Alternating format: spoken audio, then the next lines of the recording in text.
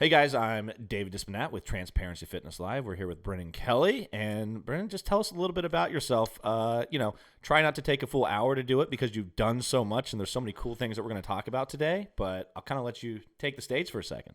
Yeah. All right. So my name is Brennan Kelly. I'm just turned 32. I currently am running my own American Ninja Warrior gym, which I started at the beginning of COVID. So smart. So smart. But now you know you can't last fail. 2 years. Yeah. So that was It one can't thing. get any worse than that. Yeah. I started that thing with I had literally like $6,000 in my bank account, and the lease or my signing it was like $4,500, and I was like, whatever. All right, I got to take my shot. And so I Was did it a 2-year lease today? It's a 5-year lease. So 5, okay. 5-year lease. Yeah. And So, but the first 2 months, I were like moving, so you don't have to pay. So I was like, I got 2 months. I'll get everything. I'll get enough built. This stuff's so contagious. My business plan's set up great. Right. So before I even opened, I was meeting my fixed costs, and that was like in January, February, right? And then my launch date's March 2020. And then the world shuts down. And my first 4 months of supposed to being open, I made $0. So that's the first one of my first, that's my latest struggle I've had to go through. But so I do the show I've been on the show American Ninja Warrior 5 times, and that's why I run the gym, because I figured what's better than just being a ninja for a living and stuff. And my goal in life was always to be a professional athlete or get paid to work out, enjoy what I do because it's what I'm good at. After winning the Professional Mustache Award, you decided to go professional athlete? The mustache. For those of you that can't see his mustache, go over to YouTube. You could check out the podcast there. It's a amazing stash. Appreciate it, man. So I grew out my mustache as essentially marketing tool because about 3 years ago, I realized how stupid I was by trying to fit into the world of, like, after college, you think how the world sets it up is like, you go to college, if you don't make it pro or whatever you want, then you got to take a normal job and work your way up and do all this stuff, blah, blah, blah. And I did try to do that. And I was like, it was like so mentally draining to me. Like, got to the point where I was depressed, and I'm like one of the most positive people out there. Right. And I'm like, one day I just woke up, or I started listening to like Eric Thomas, you know who he is? Motivational speaker. Okay. Really, really good. He's like like a Tony Robbins or something like that? I mean, he's better than like Ray Lewis. For you? Okay. No, yeah. he's the top of tops. Okay. Yeah. Just like woke me up one day, and I was like, man, what the hell am I doing? I was like, I was getting tired of getting overlooked, because I've always been overlooked, just being very small my entire life, and I've always been in the fitness world. Starting to explain the mustache. You really cannot be overlooked with that thing on your lip. So my freshman year of high school, I was 5'2", 97 pounds. So I got used to being overlooked all the time. And, I was offered 0 scholarships in high school. Then I became a 4-time collegiate All-American in college. And in running? Football and track. So Football I'm the only track. person. Okay. I'm the only person in history to ever be All-American in football and the half mile, because they're so diverse. Your thing is to just break history records. So always being overlooked. That was all the way through college and stuff. I was a baller in the sense of like a go-getter. And then again, trying to fit in the world, I settled out and like became like, the world just drains you. And that's why you see so many people try to mask it all the time in drugs, alcohol, stuff like that, because you want to numb it a lot of the time. But again, I was listening to that, like motivational speaking and stuff, and it just woke me up, and I was like, man, I have a way better call than this. This is stupid. I'm like, if people won't give me a shot, I'll make my own path. So I was like, I'm just going to start doing shit people can't believe is possible. So that's when I was like, I'll go break this chin-up record. I called my college coach in track, and he's a physiology masters and stuff. So I wanted to talk to him more about like the science behind it, and like when should I take the right stuff? Like what do we think the best? So you're really going to go through every aspect in detail to break this chin-up record, and whatever you can do to give you advantage. You're going to try to figure it out, and you're going to try to add that to your list. Yeah, 100%. So if it's been done before, then it obviously can be done, right? Right. So all I have to do is figure out what they did or come up with different training methods to find my own version and then better it. But I was talking to him about the chin-up one, and he's like, man, like, that's a pretty crazy one to go for to begin with. Like, why don't you just like Google world's fastest mile ran backwards? And so I did, and I was like, all right, the world record at that time was like 5:54. And I was like, all right, I'll go run a quarter mile tomorrow backwards and see how it feels. Dude, running past 200 meters without training backwards is insane. Like, it hurts so bad. I had a buddy do it with me, and his legs gave out like right before 200 meters. He fell right flat on his ass. Oh, because he just didn't have the strength? Yeah, no, I'm telling you. Try it. Like, you have treadmills at your gym, right? Huh? Yeah. All right. Set it at, because my world record pace was like essentially like 11 miles per hour the entire time. Okay. Try to run 11 mile, or try to run. Oh, you have to. I don't want you to fall. But try to run a mile an hour? No. Try to run for 45 seconds backwards. As hard as I can. At like an 8 mile per hour pace, and let me know if your quad, because your body's just not designed to do it for that, repetitiveness. So I hit the time in the quarter mile, and I told him. How long did it take you to get there?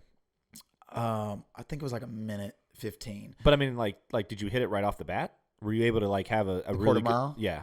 So like I can. Or did you train the quarter mile for a while to see how fast? No, I turned it. I did the quarter mile the next day after I talked to my coach. Oh, so you just went out just to see what you could do right off the bat? Well, because I'm gonna see if it's feasible for me. Right. Yeah, and so I got the time that I wanted, and I said, all right, I'll do this one first, and so I began the training for that, and people were like, well, how'd you train? Blah, blah, blah.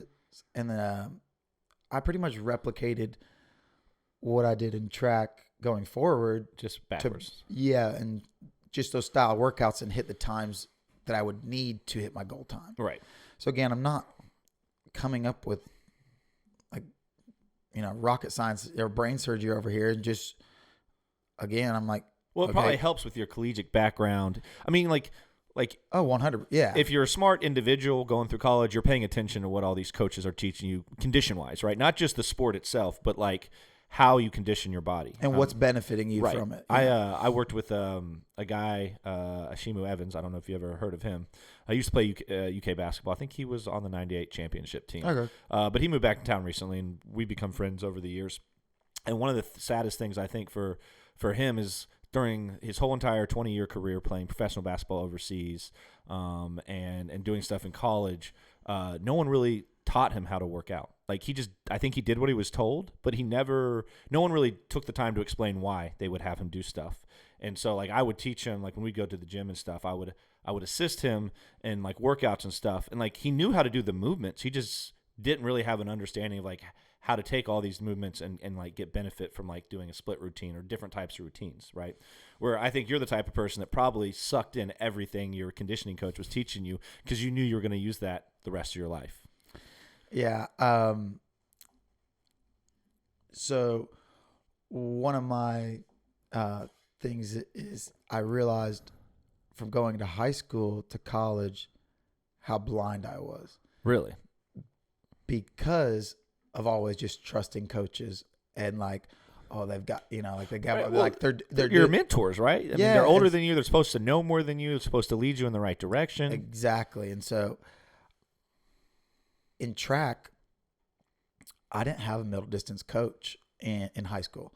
I just went with the sprinters every day, and I'm an 800 runner, which I don't know much about tracks. yeah. So 800 runner is a half mile though. Okay. And so you'll understand as I explain it in this. So I ran a 156 half mile, like 156.04, and got second in state my senior year in the half mile, and that was literally going with sprinters all the time. And I go to college, and my very first race in college is in January, and I run a 156 in January, which is completely insane in the sense that my first race my senior year, I ran a 212 in March and stuff, but it was all because of the training. My coach in college has coached over like 70 All-Americans, like 30 national champs, and I'd run 50 to 70 miles a week under him. I ran 0 miles a week in high school. I literally just did track workouts and raced myself into shape. Having the endurance I needed for the 800 has to come from the mileage as well as longer track workouts. So like doing like 1,000 repeats. Again, going with the sprinters, I'd only do like 200s, 400s. The biggest thing I'd run was like a 600. And that's all good. So I was 156 because I was just fast. But you didn't realize you could go to another level of training by just having someone specifically train just your distance. Yeah. And so where'd you go to college again? Oh, I originally played at UK, and I played football at UK, and then I toured with Mike Gardner. Yeah. And then I tore my MCL at the perfectly wrong time at the blue and white game. And I was like, all right, I'm not going to sit out another year. I'm just going to go somewhere. I'm going to start right away. So I ended up going to University of the Cumberlands. And that's where you did track? Yeah, I played football and ran track there. Okay. And then there, my sophomore year, that's when I had what was supposed to be my career-ending injury, where I had acute compartment syndrome in my 8th game of the season, and I lost an entire muscle in my leg, my peroneus longus, which controls inversion, eversion of foot. So did you happen to find it, or is it still lost? See, I almost I now wish I could have been like, can you jar it for me or something like that? Can you find it for me real quick so I can get back out there on the field, please? Well, and I found out too through because my dad, because when they told us that my muscle was dying, and when your muscle's dying, they can't can't regenerate and stuff. And so well, if it's not doing any better, we're going to remove it. My dad was like, well, can you do a muscle transfusion or something? Can I give him mine or something like that? You can't do that. Found that out? Yeah. But at that point, they told me. Doctor's like, are you sure you're in college, son? Yeah. At that point, they told me my career would be over. Man, were they wrong. Yeah. So that was really cool. I just remember having this complete peace over me, just like, I'll be all right. So again, I was always that super positive person, and a lot of it comes from just my background in faith and stuff. I've always just believed God was on my side, right. And I can do anything I want.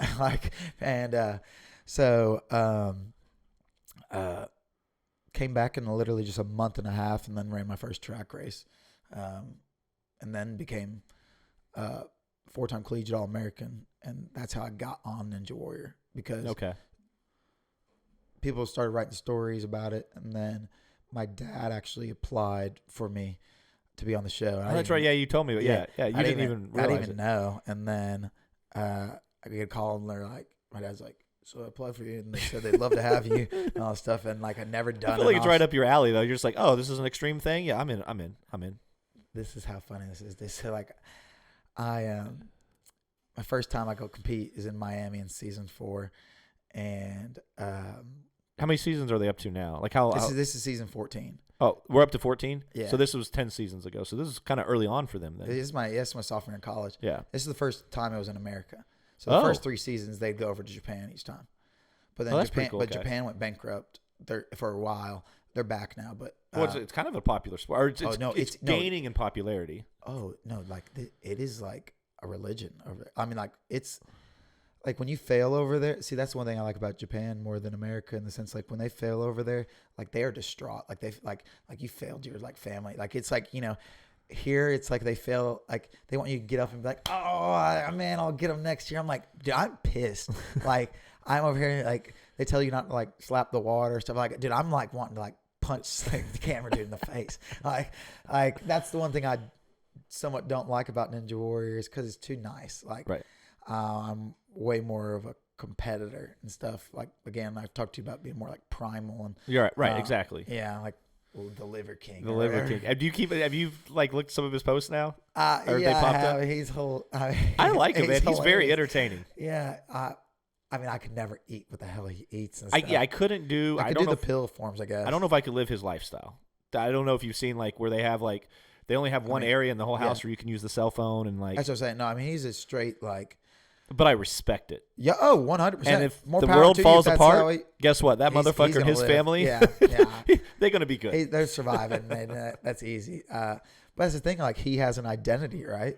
Like, Right. With something that's iconic to where like, dude, swole as hell, got Swole as nice hell. beard, and he does something that's weird enough, but he has this look that he can back it up with and stuff, and so and all the stuff all his content goes into that more Right. like primal stuff to where I bet so you that's he's the like, only identifying. social media he does too is just posting stuff. Oh yeah, Like I think there's something that is very alluring to that lifestyle of just getting away from. Like they shut out all noises from what I can tell. Other than certain parts or times of the day, they don't allow the cell phone in any but like one part of the house that has Wi-Fi or something. see, I love that part. But I think that's very enticing to someone like you and me because we're just kind of like, it would be really nice just to shut everything out and just like focus on 100% on like even when I'm getting focusing better. on training, Yeah, I am still got so many outside voices from the phone and like social media that like it would be nice. Constantly. Yeah, exactly. It'd be nice just to turn it all off. I'd Yeah. get bored after like a week though. yeah, I'd yeah. want it back. So I'm yeah. See, you and me are smart enough to realize how addicting it is and stuff. But I allow it Yeah, to be addicting sometimes. Yeah, But exactly. I am very aware. I'm aware I allow it to be Yeah, addicting. yeah. And stuff. Like it's But, like a I drug have to addict play the being game. a drug addict yeah. still, but admitting that they're a drug addict, but still doing it. I'm They're just, like, I'm just gonna do it one more time, real quick. Like, just Like, just I know I'm a drug addict. I'm going to stay a drug addict or an alcoholic. I've chosen to do this, but I'm aware that it's not. Yeah, well, a functioning alcoholic. There's plenty of those that they're just drunk. They go to work, and you would never even know they're Never drunk know. because they are so actually dependent on it at that point. Like at that time, when you're a functioning alcoholic, like you have to have it, or else you're gonna have barely even getting withdrawals. the high anymore. Yeah, like Ooh, Dude. I couldn't imagine. Alcohol and working out does not go well see, together. yeah, alcohol for me, like I'd much rather smoke any Yeah, day I get that. because you never throw up with smoking, like unless you like I guess like hit something entirely too hard or something. Well, there is a rare thing that can happen with daily smokers called hyperminesis, I believe, where after you're gonna like try to paranoid me with this crap. yeah, or something? exactly. So, but what happens is that you get Am I such playing footsie with you? yeah, you are Oh, a little no, it's the bit. cord, okay, yeah. I'm okay. Yeah. I can handle it. But anyways, it's pretty much where over time, so much compound of weed or whatever builds up in your system, and you'll literally start throwing up. And worst case scenario, you can't stop throwing up. You'll just keep throwing up till you're so dehydrated it kills you. Now that's only happened. I've only read about. So I went down. Someone told me about this. I was like, this is not rabbit true. hole this, and I yeah. rabbit holed it, and I read a bunch of articles on it. And from what I read, I've only read 2 people that have actually supposedly died from it. But yeah, apparently it's becoming more prevalent, and I think part of it could be is that the weed's so much stronger than it was 10 years ago. Because everyone's trying to make right. it that much more potent. Because people want to be yeah, higher, want to be right? fucked. Like how long can I get frozen is the game. Exactly. So, but yeah, I guess over time, and then what can happen is you'll start throwing up. But as soon as you stop, apparently you clear up. So as soon as if you just stop smoking, Yeah, I mean, that then makes you sense. clear up. So my question is, if you stop smoking for a long enough time, does that mean you got enough out of your system that you could go back to smoking for a little bit before it builds back up and you start throwing up again a year later? Oh yeah, I would have to because Because I would be totally okay throwing up one time every so often and being like, okay, I need to back off. And then we're good. I can get that throw up range I'll again. take two week break. We're back on. I'll take a month break. I've quit. I quit cold turkey like a week ago, and my body was chemically addicted to it, and I had night sweats for 4 nights in a row. Well, and I think there's some mental, especially if you did it at the same time every day, or like when I was younger. Well, I would always use it to go to sleep. When I was younger, I absolutely loved doing it, smoking and working out. I never understood that. I can work out. I remember when I was younger, I could work out so much harder when I. I've never understood the people that smoke and play football or like basketball or like professionally or in college. I've definitely done that in my younger days. What happens is, though, for the most part, you're pretty good. But every once in a while, you'll just be like, da, da, da, da, da. And next thing you know, a ball hits you in the face because you're not paying attention. That's happened to me before. But that's what I'm saying. Like, to me, I feel everything more in the sense like I feel the pain in my muscles more. Like my body's so like coherent to it all. And like I almost feel like I mentally tricked myself into being tired before I would be. I remember thinking when I was younger and I did it before basketball that it like slowed the game down for me. Like I'm ADHD, so long. Yeah. Yeah. I'm ADHD, so I think what would happen is that I would play basketball, but I don't know, the game's kind of chaotic sometimes, especially when you're playing some street ball, right? Local street ball. And I remember if I would smoke, it would slow everything down, and I had, for the most part, better focus and kind of like was able to get into a focus where if I wasn't, then my mind would wander more, and I wasn't, and again, it's pickup basketball, so who really cares? We're not making no money doing this. But you know what? Just the hardest players in the world, they're not the NBA players. It's the daggum street ballers that think they're NBA players. Those dudes be playing hard as hell for nothing. Well, and that's the thing too is that's why I stopped doing it, because I'm one of those people that I can't turn it off. Like, if I play like. It's hilarious to me how people like would try to give this as like a negative connotation or something like, oh, you're such a tryhard. But it's like, I'm fucking playing a game. Like, what am I like supposed to let you like go by me? Like I'm confused here. You ever play disc golf? I'm playing to win. Like, right, exactly. Like I don't care, but it's what do you do when you play a sport and the person's so much better than you that you'll never be as good as them? That's the hardest thing in the world. Well, that's my thing is like, with sports and stuff, I always try to play someone that can potentially beat me. Well, right. So you want that, but like, okay, so I picked up disc golf a couple years ago. I'm actually pretty good at that. I love it, right? Yeah. And I'm decent. Like local course Shiloh, I can usually get anywhere from even to like +4 usually. Okay, see, I'm probably a 2 under to 2 under, over. right. So the people I play with are probably like 8 under. No, they're like 12 and 14. See, yeah. Like my roommate that's upstairs right now, he actually is on. If you go look at the earnings list, he is actually on the earnings list of like professional disc golfers that have made money, which is like $300 is what he's made locally or something like that. But he's professional. Yeah, more when you win those tournaments is more like you win, like discs. Well, he's run some like small local tournaments and they use this money, but like you may put in 20 to get out 75 if you win. Yeah. So it's very small because there isn't as many people. It's more about passion. But it is a sanctioned professional tournament.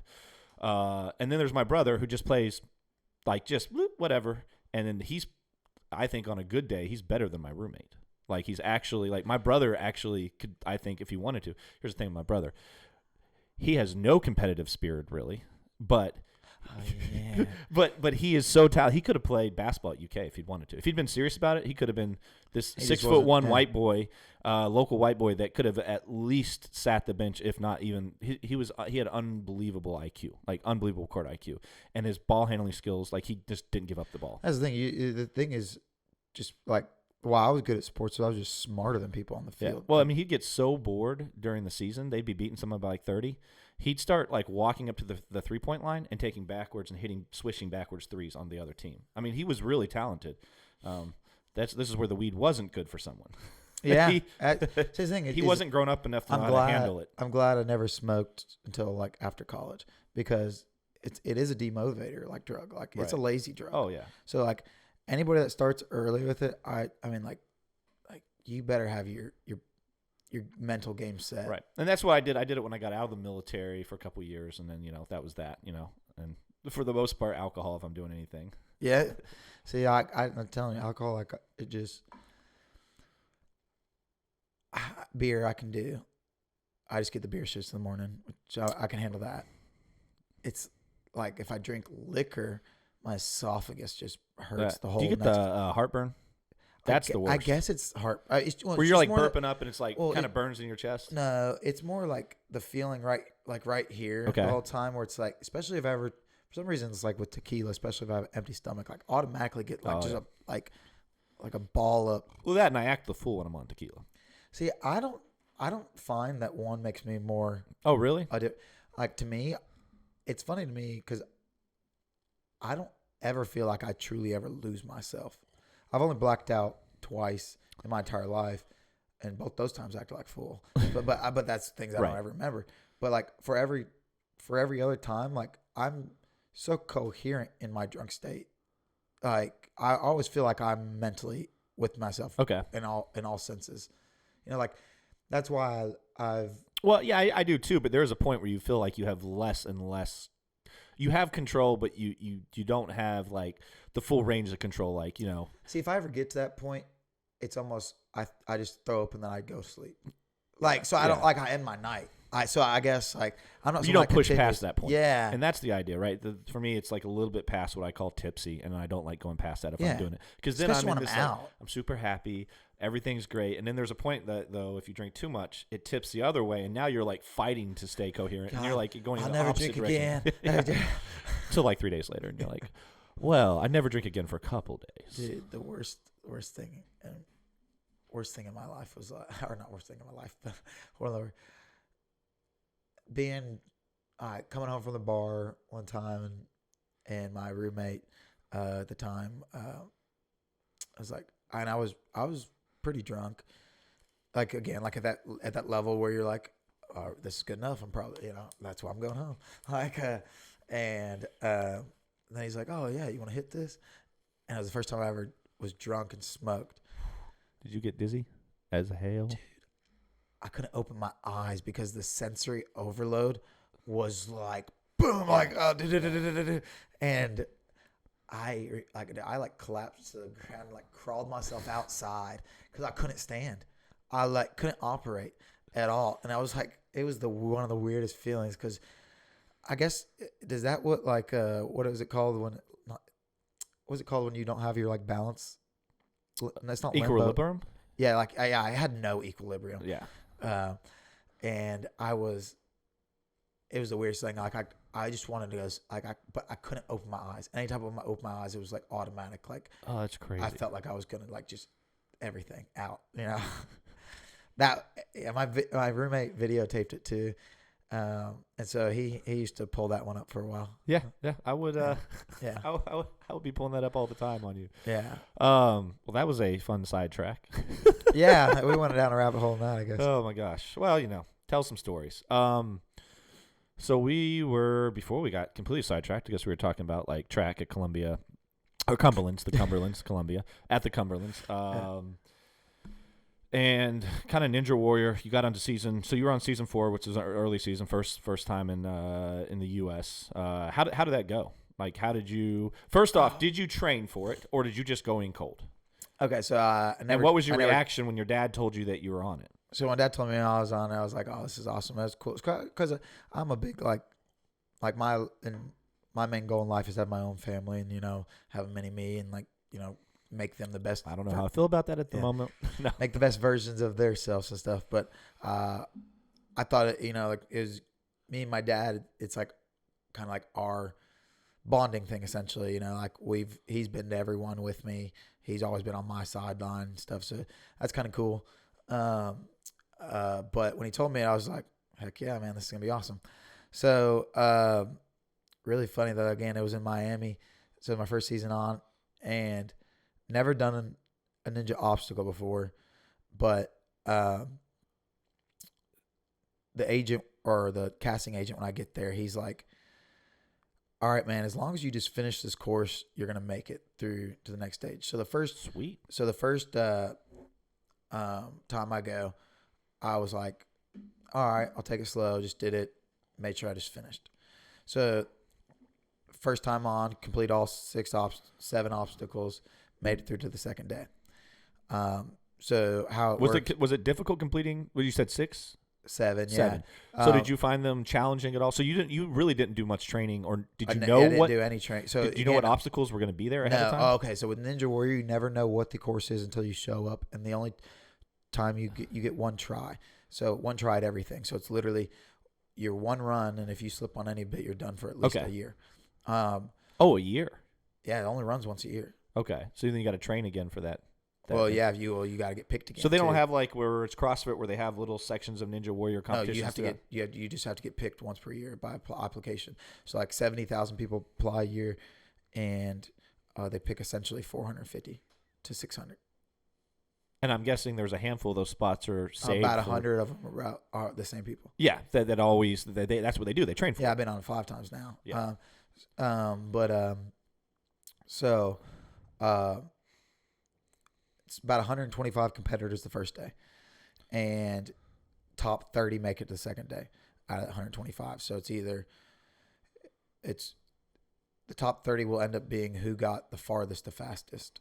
So, because not everyone, you won't have 30 people complete the first day, because again, it's not easy. Right. And it was funny too, because like my brother, before he was going, like, so you think you'll be able to get like the warp wall? Blah, blah, blah. He's like, it's 14 feet. And I'm like, because I think that would be the most challenging, one of the most challenging parts for me. But no, it's a mental thing too. Okay. It's all an approach. Like, does that mean you only get one try to go up the wall? No, you get 3 at the wall. Okay. But I got it on my very first attempt. Was it difficult? It can be if you, again, don't. Is the hardest part having that upper body strength to once you've grabbed onto the top and pull yourself up? No, I mean, well, you'd have the upper body strength. Right. But here's the thing. If you don't have the upper body strength to pull yourself up there, you're not getting there to begin with. Okay, so there's yeah. Other upper body strength. I've seen some of the things. Okay, a Ninja Warrior is like 90% upper body strength, 10% balance. And you really don't need the legs. You almost could get through a whole course without legs. Yeah. If you could swing far enough. So my second time on the season, I broke my foot on the second obstacle, made it to the 5th. Like, I snapped my foot. Like, really? Yeah. Would you fall or? Yeah, well, hang on. Was there some embarrassing clip of you out there breaking your foot? No, it's about Keenan, find the embarrassing clip. It's about an amazing clip in the sense of like the commentating by Akbar. But back to the first season. So that on the second day, I didn't know that if you placed first, second, or third, you got money. And so I was like, oh. So the second day I went fast as hell. And again, this is my first time on, and like, I made it the fastest to the warp wall that day, but this is where I made the mistakes on the warp wall, because it's not speed.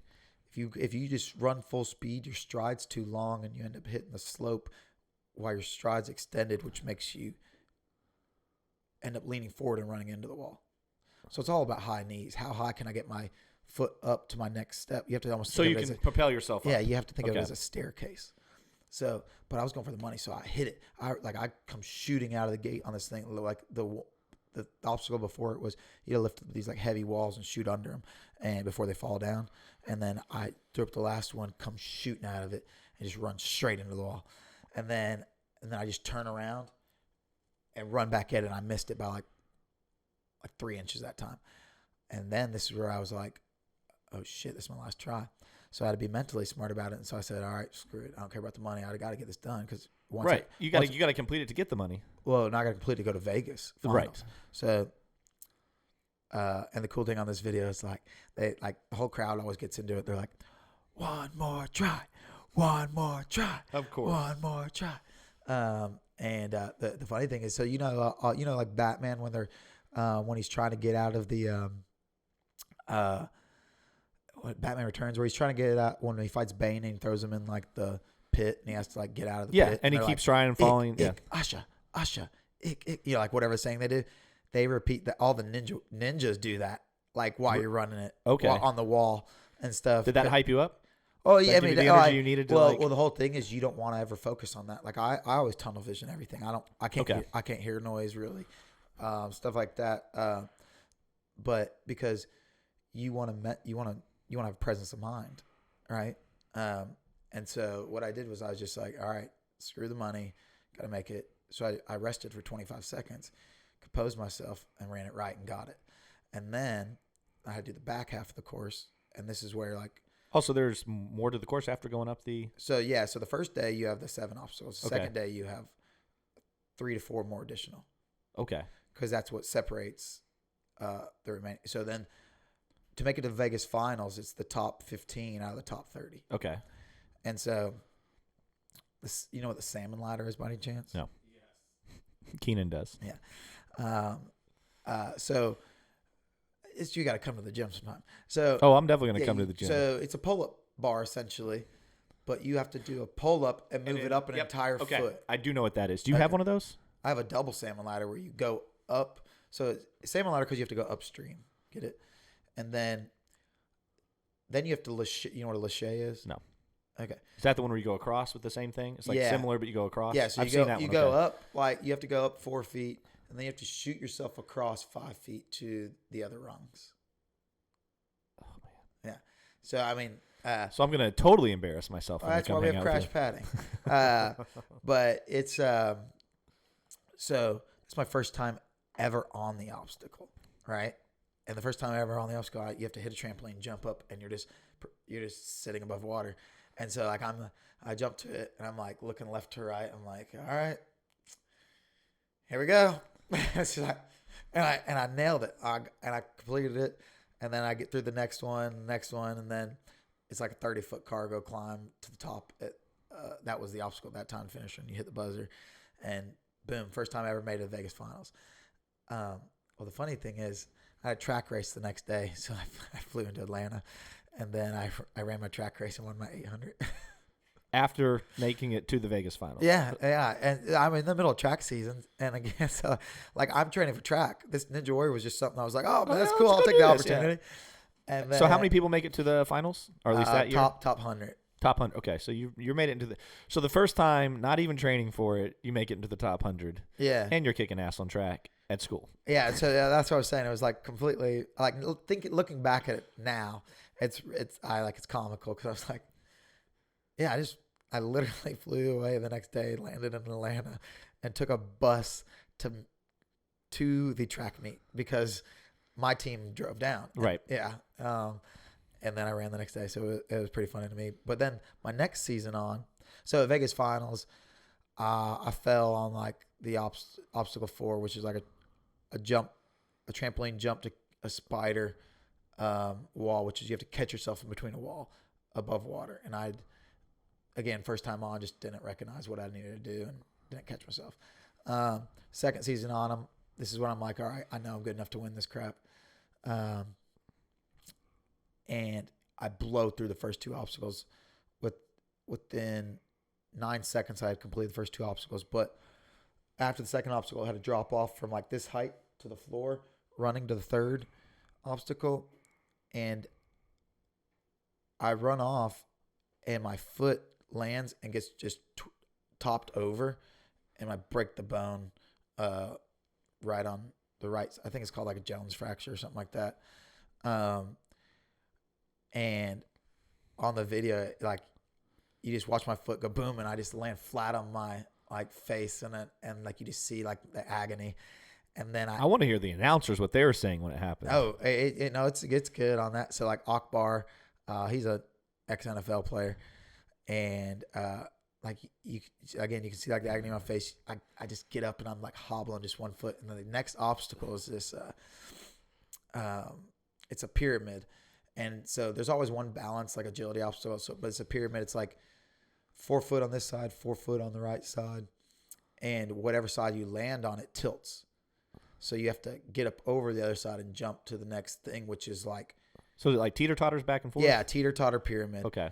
But you have to make this huge jump to like a landing, like slant pad. With a broken foot. Yeah, and so I jump to the pyramid thing, and I catch the top part of it, and I'm like laying on it. Then I stand up, I put one foot on the other side and jump, and I literally just land straight on my right straight on my right side of my body, onto the mat because I was like, I can't land on right. I was like, I you can't. have no support. Yeah, and then that's like the funniest part about Akbar. But he's like, before I'm about to do the obstacle, he's like, and we've seen a lot of people take injuries on the show before, but this man's actually like continuing, blah, blah, blah, like, and then when I make the jump, he's like, oh my gosh, it's really funny. And then I get through the next obstacle, and right at the end, when I'm reaching for the thing, like my toe taps water by literally like a centimeter, and I get eliminated. But I would have probably completed the whole thing. Do you think you could have gotten up the? Yeah, because I would have been able to that day. I wouldn't have been able to the next day because my adrenaline was there, right? And right, so like I could have mentally got through it that time. Next day I would have been. But it could have also injured it worse potentially in attempting to do that. Oh, here we go. So I broke my foot, right? Right. That was the week before my conference championships for track. Oh, someone is not happy with you. Man, my coach was pissed. But you ran it anyways and you won because you're just that badass. So I went, yeah. So I folklore legend over here. I went and got X-rayed. It was broken. And my trainers. So I was like, well, I'm gonna go get an opinion from the doctor and get a clearance so I can run because this is my senior year in track. And I was like, I'm gonna go and get it cleared so I can run. And, it's my last race. If I don't finish, I don't finish. Congrats, but I'm gonna at least try. And so I go to the doctor. I was like, hey, like, if I run on this, will it make it any worse? And he's like, if you run, he's like, you can't run. He's like, you won't be able to do it. You'll pass out of pain or something like that.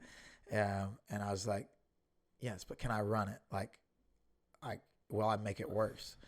And he's like, no, you won't make it worse, but like, you won't be able to do it. And I'm like, all right, just give me the answer I want. Like, just can I do it? And he's like, yes. And so, I end up running it, but I only run my one race to 800, and I'm like, whatever, I'm just gonna go out and do it. That's a half mile, right? Yeah. And so on a broken foot. Yes. And so I lead start to finish, and afterwards, like, literally start puking because. Did you at least were you able to take some painkillers or something? Was that legal? Well, yeah, I took a tab like before the race. Okay. But I had so much, like, I don't know, my body was releasing so much stuff from it. I was, all my adrenaline shut off afterwards, like, it kept me through it, and I'm able to have like my drive. So you won the race. So I led 795 meters of it because like my body just locked up at the end. I got past literally at the end, but I was like, so you got second place. Yeah. So Shit, that's still good with a broken foot. But that's I was a head-on favorite like before it and stuff. Like, I ran 4 seconds slower than I would have if I didn't have a broken foot. So it only slowed you down by 4 seconds. That's it. Yeah. Well, the main reason it slowed me down by 4 seconds isn't because necessarily the broken foot. It's because I literally didn't practice for like 6 days in a row.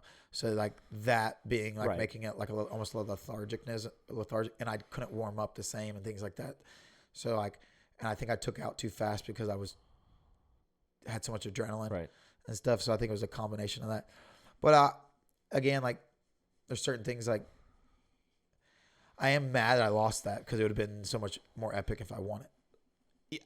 I don't know. I feel like second place is epic to me. No, well, see, maybe not to you, but to me, listening to this story, I'm like, it's pretty epic. That's pretty good. I was thinking about this on the way over here and stuff, and I was like, I'm just so mentally wired different than people. Like, a lot of people think things I've done are impressive and things like that, but at the end of the day, to me, nothing I've done is impressive because it hasn't got me to where I want to be yet.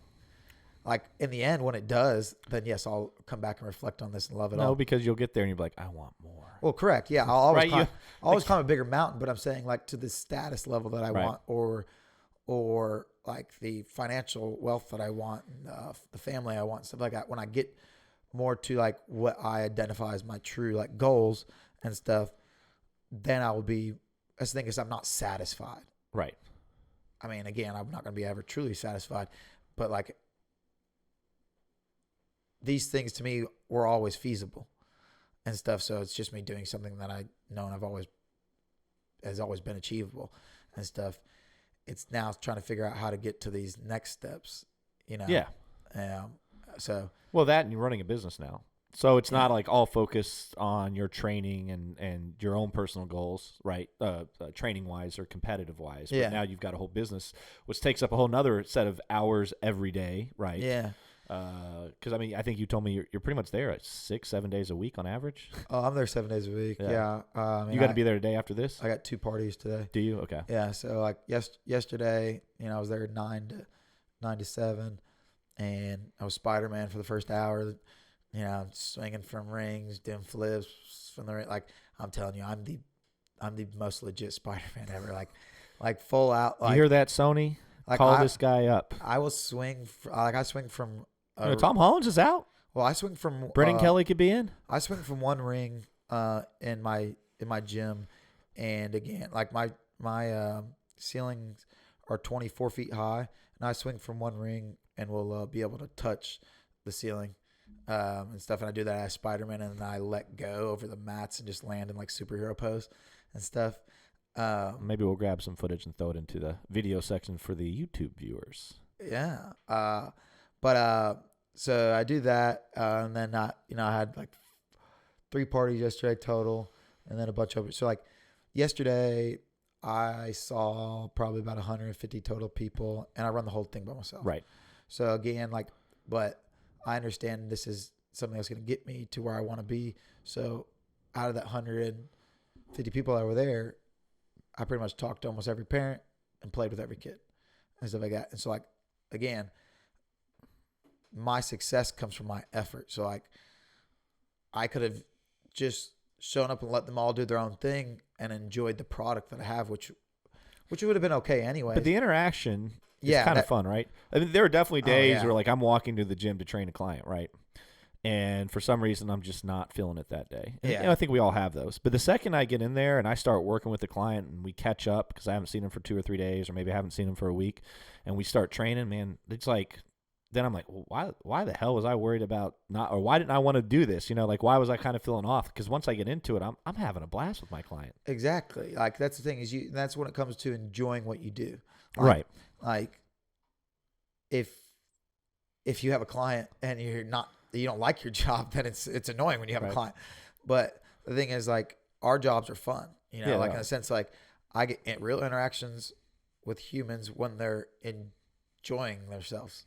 So I got, it's not like my interactions are. They're putting out positive vibes. You're putting out positive vibes. Everyone's kind of, it's a very positive. My interactions aren't as the same as the repo man. Yeah, exactly. Like and that's have the to thing have you like could a be telling solid, yourself. you have to have some strong character stuff to like because humans by nature can't take no all the time and can't take negative stuff. Like, so having people constantly hate you, like, you have to be okay with that. Right. And people no one loves the repo. People really like to be perceived in a very positive manner all the time. Like, people's image is so important to them. Yeah. And if people would take that, I know it's that your ego or whatever, and take it and set it aside and just care about you instead of what other people think, life might be a little bit easier to live. Oh, yeah. Yeah. You got to get to the point to where I don't give a damn what one person thinks about me that doesn't truly know me. Like, it's like people that I'm close with, I care about their opinion. Yeah, correct. Because then they've earned the right to give me an opinion. I care about your opinion, but that doesn't mean I agree with it. Well, it doesn't mean I agree with it, and it doesn't mean that I will follow it.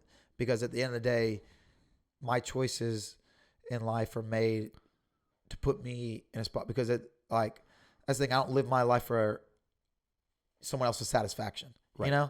Because at the end of the day, like, if you do that, you'll never live your own life, right? But there's this one saying I love by a guy. I don't know who, or I've just heard it before, I guess. If you got a problem with me, call me and let me know.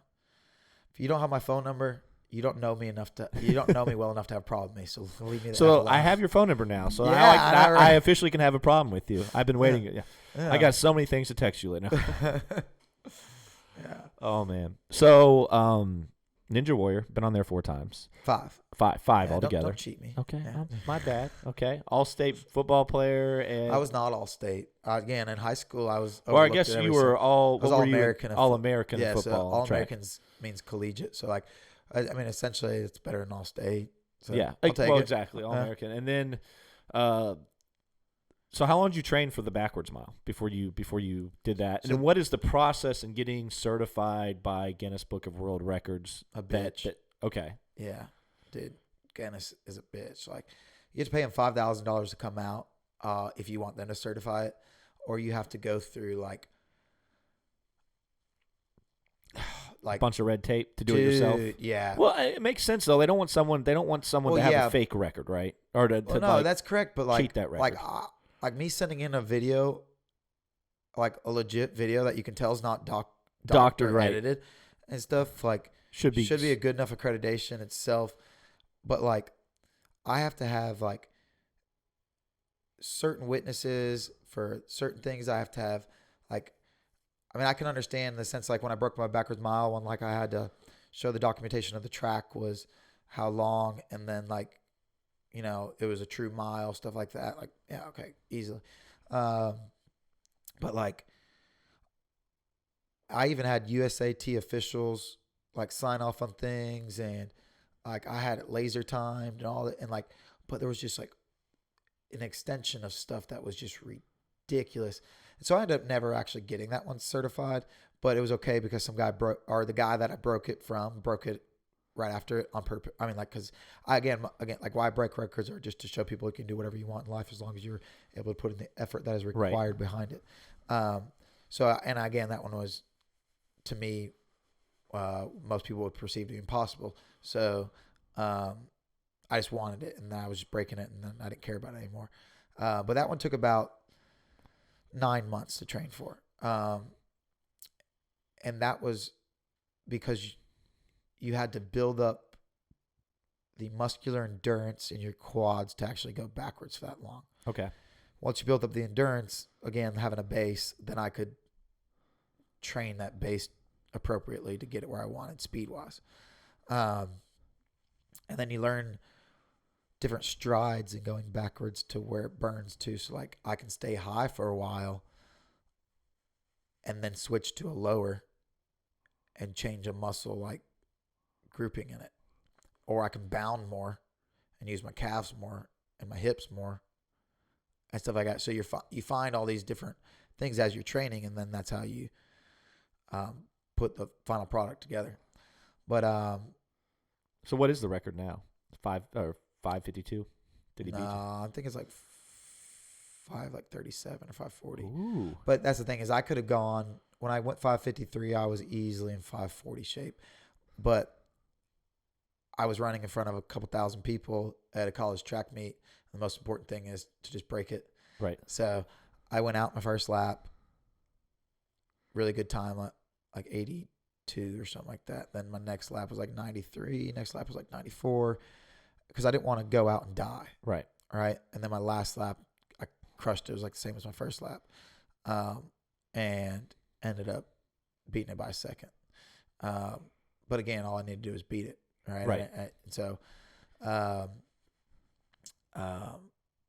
that one was fun because I got to do it in a bunch of front of people and stuff like that.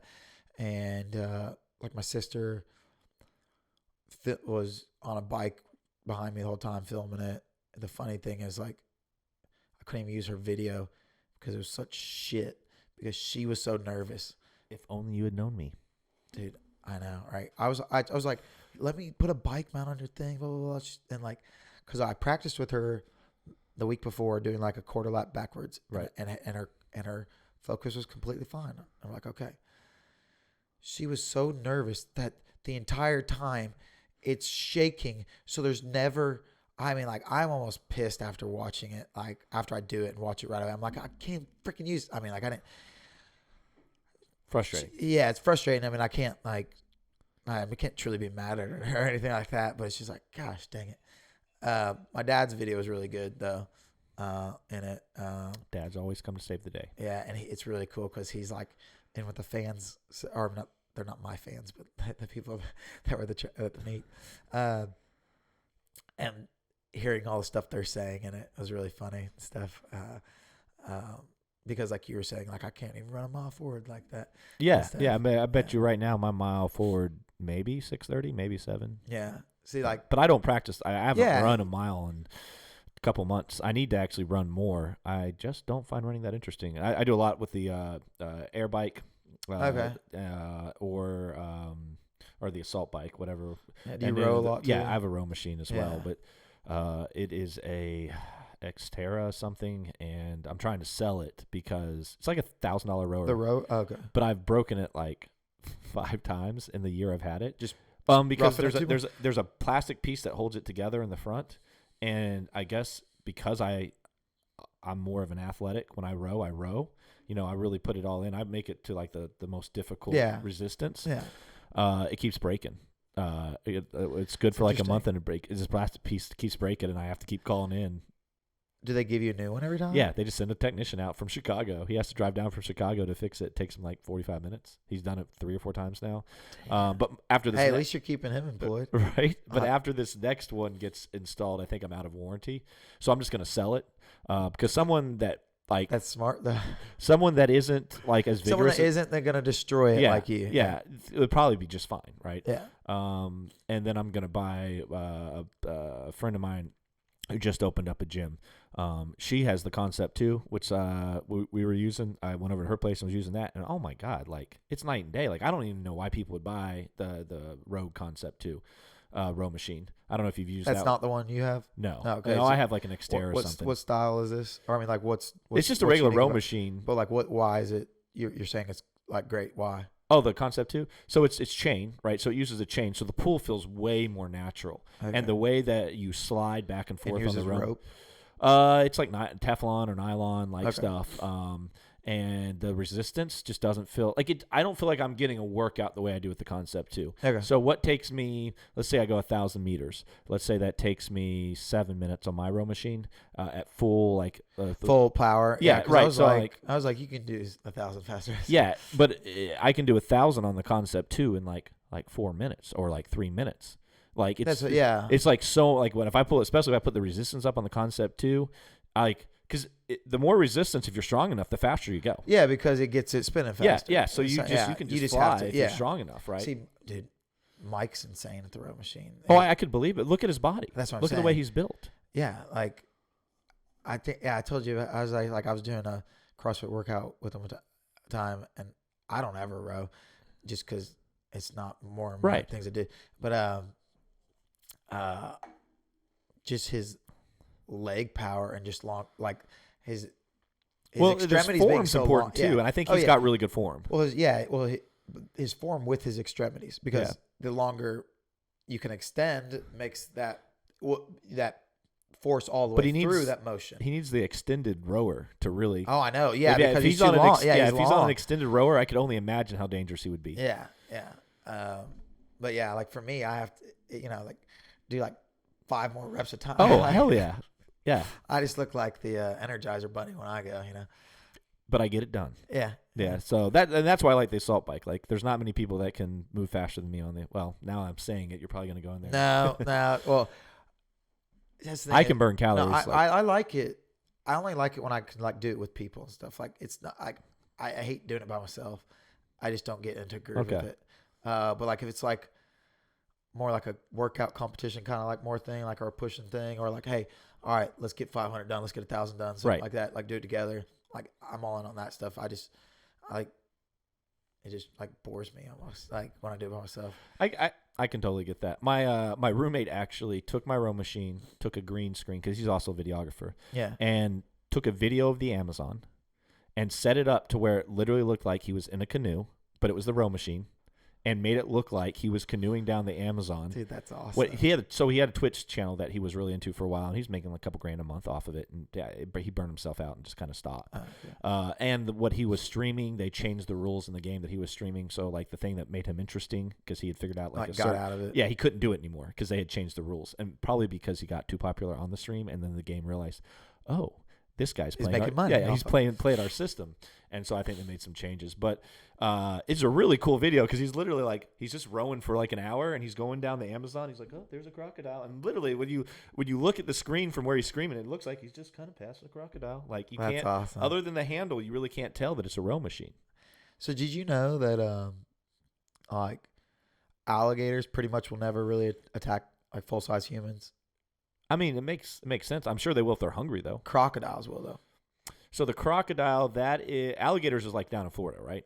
Alligators are, USA. And a lot of crocodiles are out in like Australia, right? Yeah, like South America or Africa. But they're seawater as well, right? Or saltwater. They can be. Saltwater. Yeah.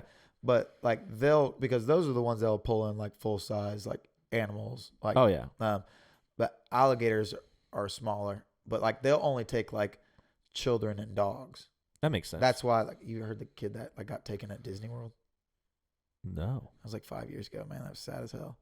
Like he was in Disney World, and then A 2-year-old kid got eaten by alligator at Disney World. 2-year-old. Okay. Well, that makes more sense. Like 2-year-old's not going to be able to fight back at all. Well, yeah, and they just snatch it. Like again, they're going to take something that they can like easily overpower and hit. Right. Like and like they hiss like a cat. Yeah. Well, yeah, yeah, but yeah, man. It's crazy. All right, you're a big animal fan, right? I mean, I like animals, yeah. Yeah. See, my first major in college was actually zoology. Really? I was going to specialize in tigers. That's just, yeah. I mean, I enjoy watching Nat Geo and stuff like that and seeing their pictures and but yeah, I don't spend a lot of time reading about animals. See, one of the like 6 years ago, one of my favorite things I ever done was like played like 5 baby tigers. Really? Did you know we have a monkey or ape? Monkey or ape? We have a monkey. Yeah, we have a monkey in that. There's an ape sanctuary here in Nicholasville. Oh, I did know that. But I heard about it. But you get, if you're a member, you get to go in once a year or something like that. Yeah, it's like Once pretty a much year? the only people that really get to go in are like volunteers, and like the whole idea is it's a sanctuary and they don't want it to be like a zoo environment. Yeah, they want good.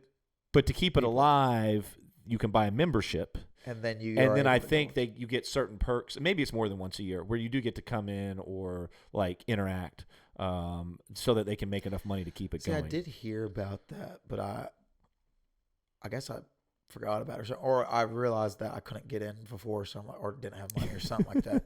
But I'm always into like the interactive stuff with animals. Like I don't, but then animals are almost all. It's weird. I feel like animals and small children have like a natural knack to just like go towards me. Like it's almost weird because like I used to also, have you heard of Kids Place here? Yeah, of course. I went there when I was a kid. Yeah, so I was my first job out of college. I was the assistant director there, and like I'd literally have people come to like just hang out with me, like kids and stuff. But like there'd be certain times where like I'd just be sitting in like the like cafe area, and I'd just be eating like my lunch or something, and I'd have like a 3-year-old just come up and like sit in my lap, and I'm like, dude, no. I'm like, I'm not getting in trouble. What are you doing? Yeah, because I mean, like, how like screwed up the world is nowadays, where like everyone's a pedophile. I'm not trying to get anything like that on mine. But like, that's the thing is, like, yesterday even like when kids were like leaving parties, I had like numerous 2 to 5-year-olds just giving me hugs and stuff like that. Like, and it's a thing because I think because I just play like a kid the whole time, stuff like that. Oh, it's a large version of us. Yeah, exactly. With some weird thing on his lip. Yeah. My favorite nickname I've got from a kid was Mr. Muscle Stash. Muscle Stash? I like that. Yeah, I was like, all right. All right, I can roll with that. Yeah, I was a camp kid. But normally people just call me, like, most of the kids just call me like Mr. Mustache or something like that. I remember when I was younger, I went to Kids Place and we were playing the games because I was all about getting tickets and buying things with those tickets. And one of the That's how they get machines, you. one of the machines broke. I mean, I won, but yeah, it but broke, give the output, and we're it supposed gave to. me everything inside the machine. Like it just kept coming. Oh, that's awesome. And I was like, yes. I was like, yes. I was so excited because it was the most tickets I ever had, Yeah. right? And then some butthole asshole worker walks over and says, Like, nope. takes 'em? Yeah, and he takes them and he goes, you can't have all these. And he gives me like a nice stack of it. Like he gives me more than I probably won. But I was like, no. Your game faulted. Yeah, I should still give you those are warranted my that. tickets. Yeah. And then he walked off and I was like, man, because I was like looking up on the wall. I'm like, man, I could get the expensive stuff with these tickets. Because I don't know how much I don't know how much one of those holds. But I mean, it was a whole roll. They'll hold up to more than like 10,000. So like you have stacks like 2,500. Okay. And then it'll do like five. So I bet you it was close to 5,000 to 7,000. Yeah. Tickets, which would have bought me. They continue each other. Like, yeah. It would have bought me any $100. I mean, I don't remember with the yeah. I with mean the ratios, increment, but it would have bought me something really nice if I'd been able to keep them. It most likely would have got you a $50 value. Yeah, or something like that. Yeah. So. Because in all realness, to get that amount of tickets would probably take you like $400 yeah, to get. So that's why I was like, Yeah. I was on the swim team at LAC, and so we'd hang out in Kids Place, and I played video games before. I'd get my mom to drop. I'd tell her like, yeah, practice is at 5:30 when it's at 6, so I could go hang out in Kids Place because they never said anything to us because they're like you're we're the just swim team waiting kids. to practice. Yeah. Yeah, so we just go in there in the game room and just hang out and like have some quarters with us. We have, and I kept trying to add tickets. You know what I realized about Kids Place? When you're an adult, walking on those cargo nets with bare feet hurt like a. Do they? Oh my gosh! Well, as a kid, it's almost like a mini ninja kind of place. But yeah, because of all the different the setup. Just to explain to people out there what Kids Place was. Yeah, it was literally it's Kentucky's largest indoor playground. It was awesome as a kid. Yeah, and so they had this like cargo net climb up like ramp stuff like that you'd walk up to get to things. Oh, okay. I was thinking about when you're walking across. You're talking about when you climbed. Well, like even like when you're wall, but like when you're like running up it was like cargo net to get up to like the next level, right? And you have to run up it. But as a kid, you're like 70 pounds or less, so like that pressure per square inch of pound like applied to that cargo net through your foot isn't much. When you're an adult, it's a hell of a lot, and it just hurts so bad. Like I was like I couldn't. Like I had to use shoes when I would do it because it just hurt my feet from like having. How many kids you see fall? Oh, dude!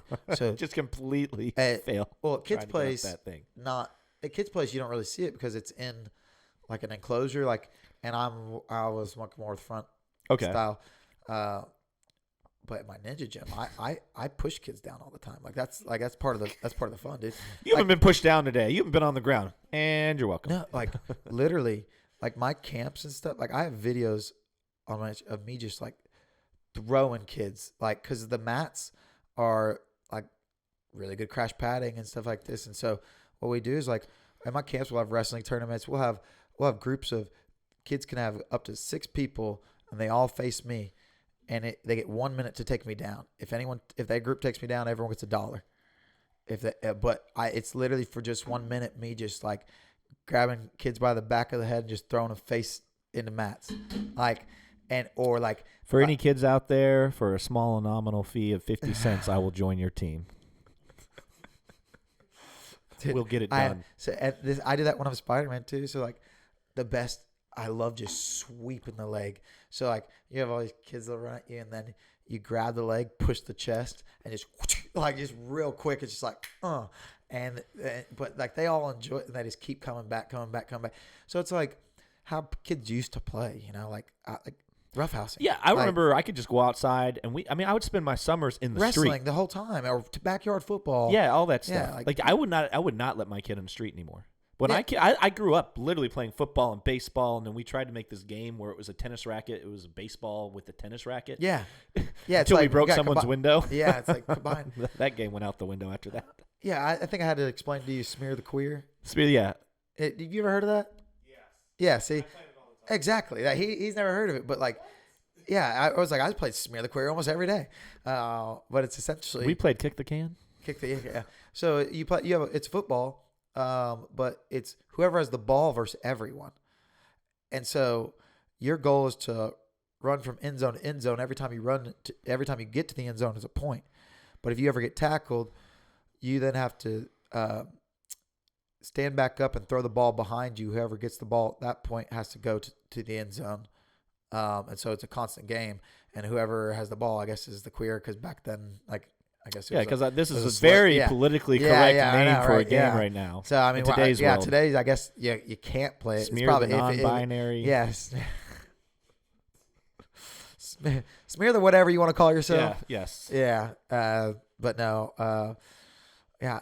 It's funny, too, how you can't say Indian style anymore. What is it? Crisscross applesauce? Yeah, I mean, I get it. It's just funny to me. Like, because that was when you sat like crisscross did applesauce. Did you ever? It was always called Indian style. Yeah, but did you ever think of it as a negative connotation? No, not at all. Yeah. But someone did, and then it's, someone claimed to be offended about it. Right. And that's the thing, is like, there's a lot of words we use yeah, out in this world today, and people do not genuinely mean any discord for those words. Correct. And some of it's generational words like that. I mean, to me, that's our childhood. Yeah. I mean, it was called sitting Indian style. That's what it was called. Yeah. And I mean, you would see in all those cartoons and everything from kids, that's how Indians always sat. Yeah. But I mean, that's how normal people sit too. I mean, like, it doesn't matter. Like, but like, yeah. Like, I guarantee they did sit like that around fires. But at the same time, in most cases, if it really does offend someone, I would rather not say it than offend someone, even though I may or may not agree with them in that situation. Because at the end of the day, it's better to try to work with someone than against someone, unless it's just something I feel extremely strong about. Yeah. And then I'm going to stand up for it. Yeah, that's more my, like, I'm okay with, for the most part, like what you said, just not to people that I think like aren't mentally stable and need like that. Like, so like when you make me have to confirm what you are almost in fairy tale land about, like, that's not my fault. That's not my fault. That's yours. Like, I shouldn't have to accommodate my because facts hurt your feeling. That's not my fault. Like, there's a difference. Right. And when it comes to like what's true, if that hurts your feelings, that's I guess, and part of it's just understanding when and when not to be diplomatic in a situation. Because there are definitely times I may not agree. You don't always have to, but I'm just like, it's not worth it. Right. I think the conversation of me disagreeing with them on this is going to be more detrimental to if it doesn't benefit anything. Right. There's no point. I mean, even our clients that we work with, I don't align with all of them. Yeah. But when I learn that I don't align with something, I just try not to bring that subject up around them, because I don't want there to be any discord. I want it to be all positive, and I want them to feel like it's a safe, comfortable zone to push their body. Yeah.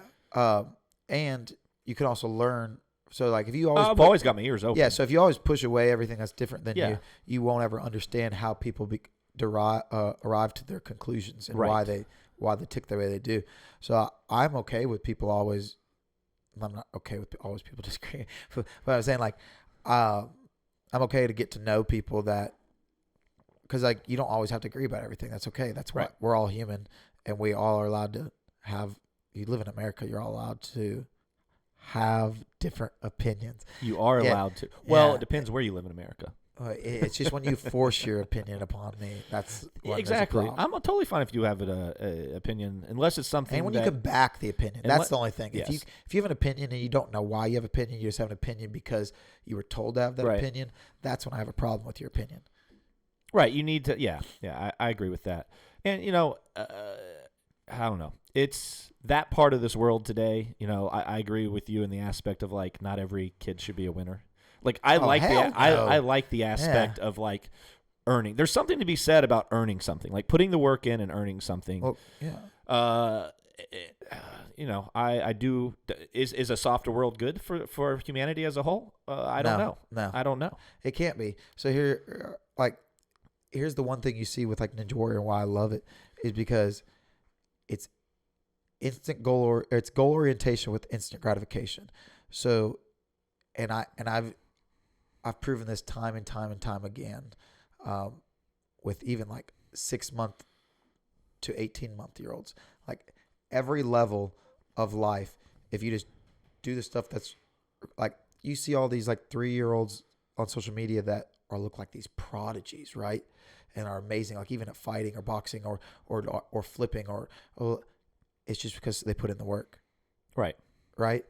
And so that's the way it is with everything, is just doing the stuff that's required. Well, and how does it translate to the real world, right? So I feel like some of the younger generation doesn't understand, and we don't understand what our parents, as far as what hard work was, right?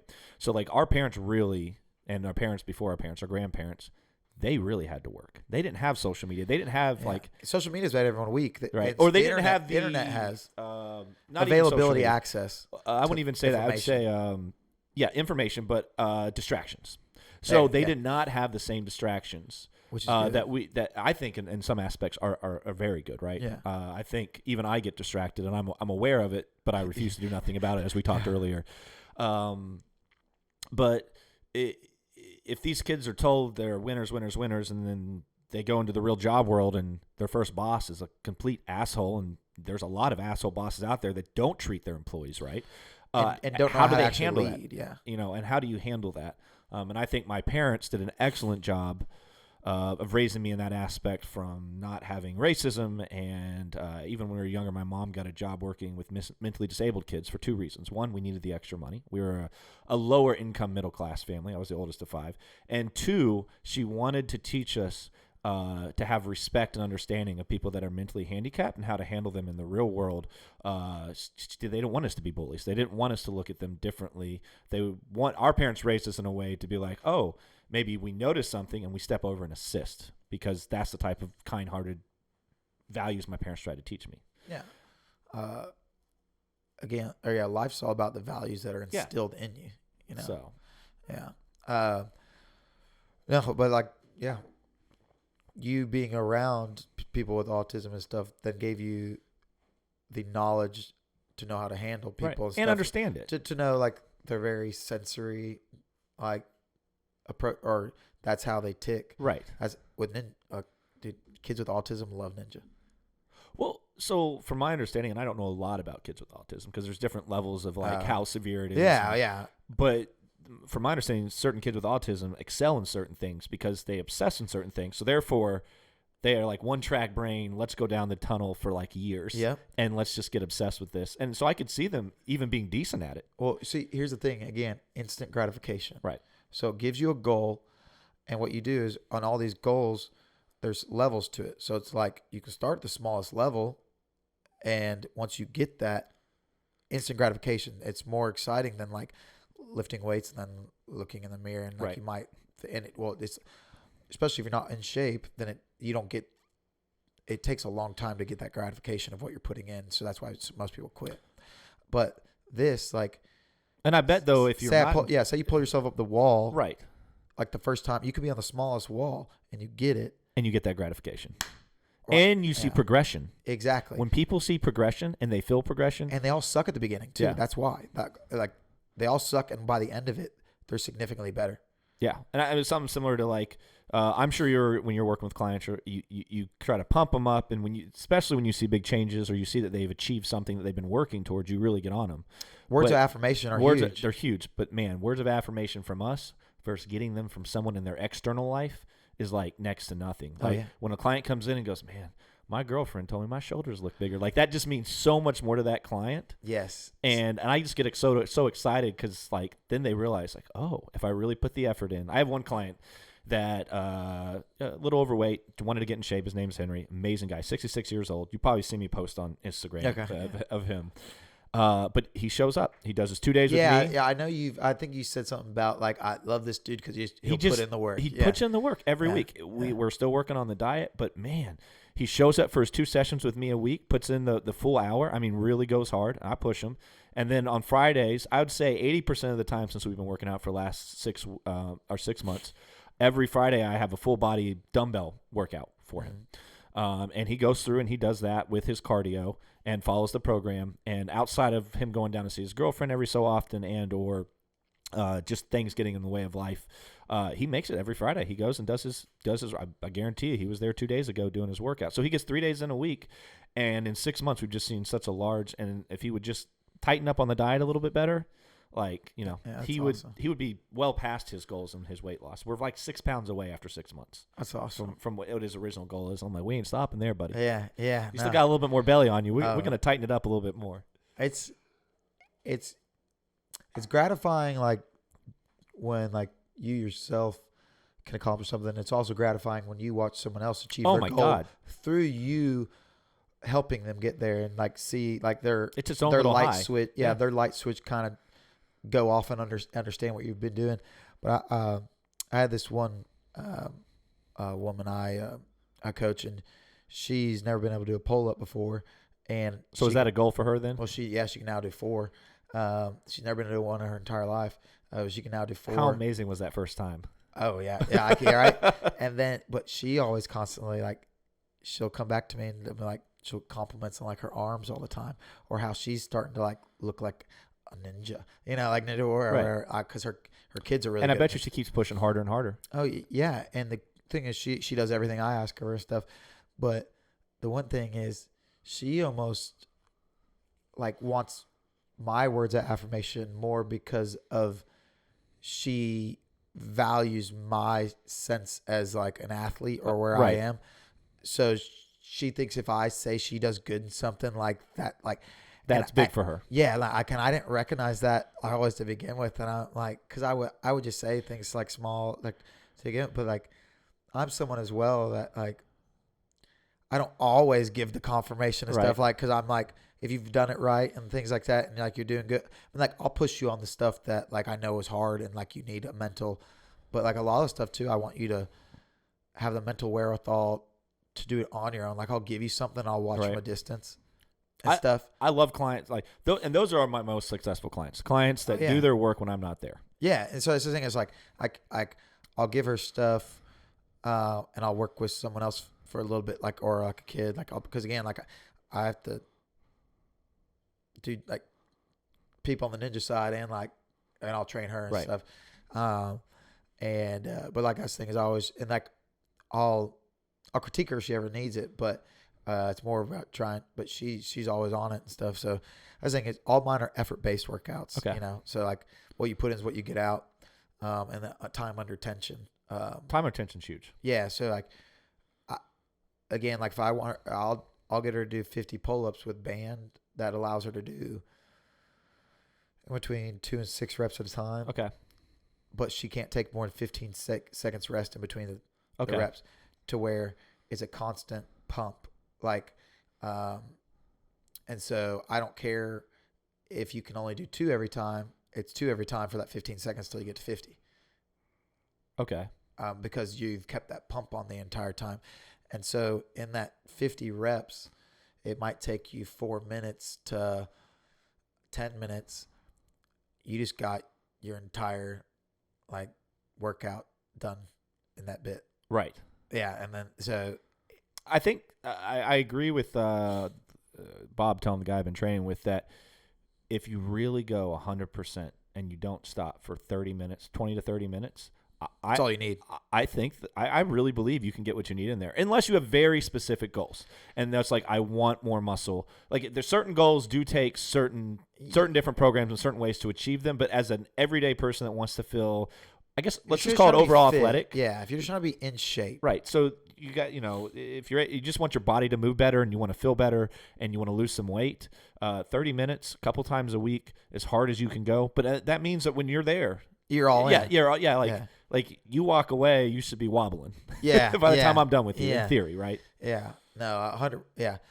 That's very true. Like that's the way I tell people. I'm like, I pretty much spend 5 minutes or less on a muscle group, but but my rest time is like in that 5 minutes. My rest time might amount to like 30 seconds. Do you do any? Have you ever done like split routines? Or have you always been? Explain exactly. Split routine. So split routine would be like supersetting something. No. So split routine is like a 5-day split where it would be like legs one day, back. So mainly you're splitting up every muscle group. And so like a lot of bodybuilders do it this way. I tried that for a little bit. Like I would do buys tries. It slows you down. I do protagonist, antagonist. Okay. Yeah, and but it made sense for the time I was gaining weight.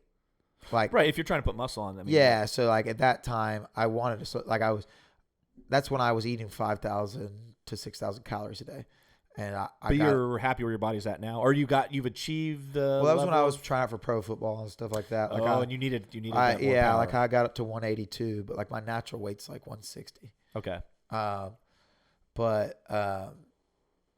So like, well, it's really funny. Like mine, so I'm about to drop down to 150 because I'm gonna be fighting in this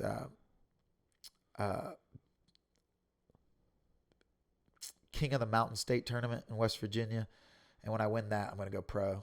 But it's essentially the best amateurs from all around, like Kentucky, Tennessee, West Virginia, like all those. And when you win it, you win a pretty legit belt. And then we haven't even gotten into his fighting. We're gonna we still got so many things I want to talk about that you've done. The pull-up record, the damn fighting. Yeah. I don't even know. Or boxing, I should say. Well, all right. So boxing. So I box for Barstool Sports. I fight in all the rough and rowdies, which is essentially. Have you met El Presidente yet? Yeah, I met them all, man. Have you really? Yeah, I've talked. Is he as nice as he seems like he is on? Yes and no. I mean, I haven't got to truly like read him and have a true conversation and stuff.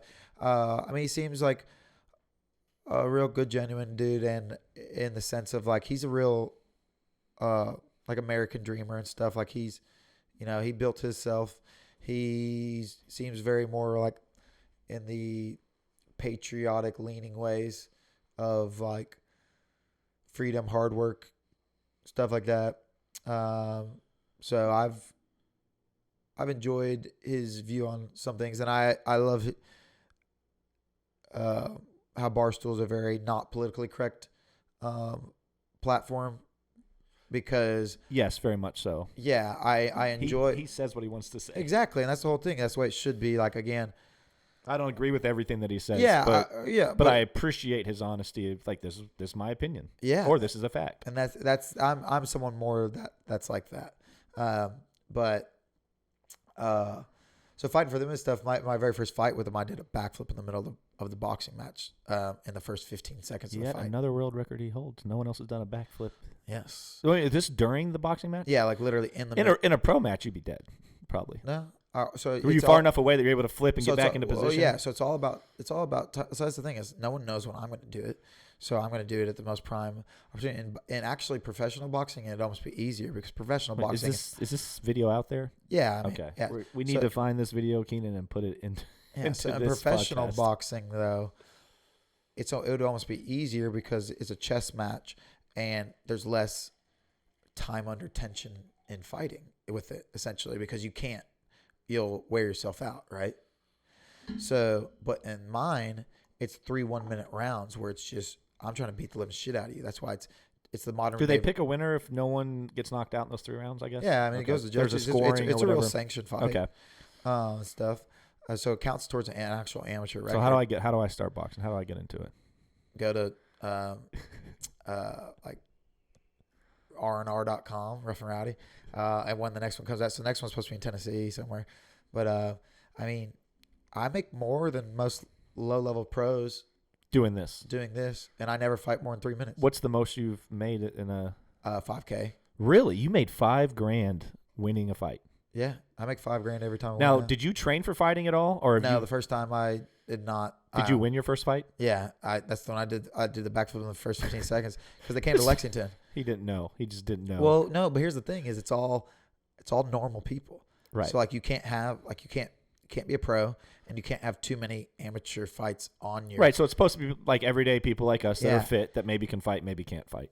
Yeah, exactly. Because I guarantee you, they've got to have some people that come into those fights that just get their asses beat. Oh, no, that's the whole point. They want their mismatches too. They want knockouts. So again, it's the modern day version of the Coliseum. So if you understand what the Coliseum was, you had your marquee fights, the gladiator fights, but most of them were slave fights that they brought in. Right. And they were just the fillers, like they were supposed to get slaughtered by the lions or, stuff like that. And that's why if you watch Gladiator, you'll understand a little bit more of how it was supposed to be.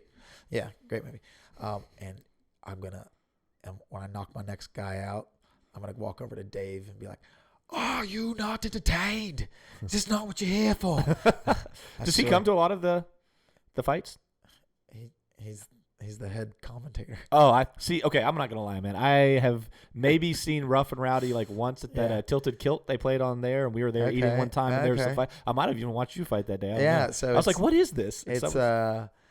It's him, Big Cat, and like Bill Burr's been one of them before. Oh my God, he is funny. Oh yeah, I find him. Yeah, he's He the speaks his real. mind. I know he's the real not PC Yeah. guy. Hilarious as hell. But when you're that funny and It you're don't that matter. big, there are certain people you like, can't you cancel. can't cancel me anymore. You can can't try, but cancel- you can't. Yeah, can't cancel Chappelle. You know, No, hell no. I may not agree with him, but you ain't canceling him. Yeah, no, that's funny. But so yeah, then I did the backflip with him, and then so I got pretty much like almost like signed, but not signed because you don't sign a contract with them. But I just got to keep on going with them. Now I've done backflip twice while fighting now, and then after one of my fights, if you played Fortnite.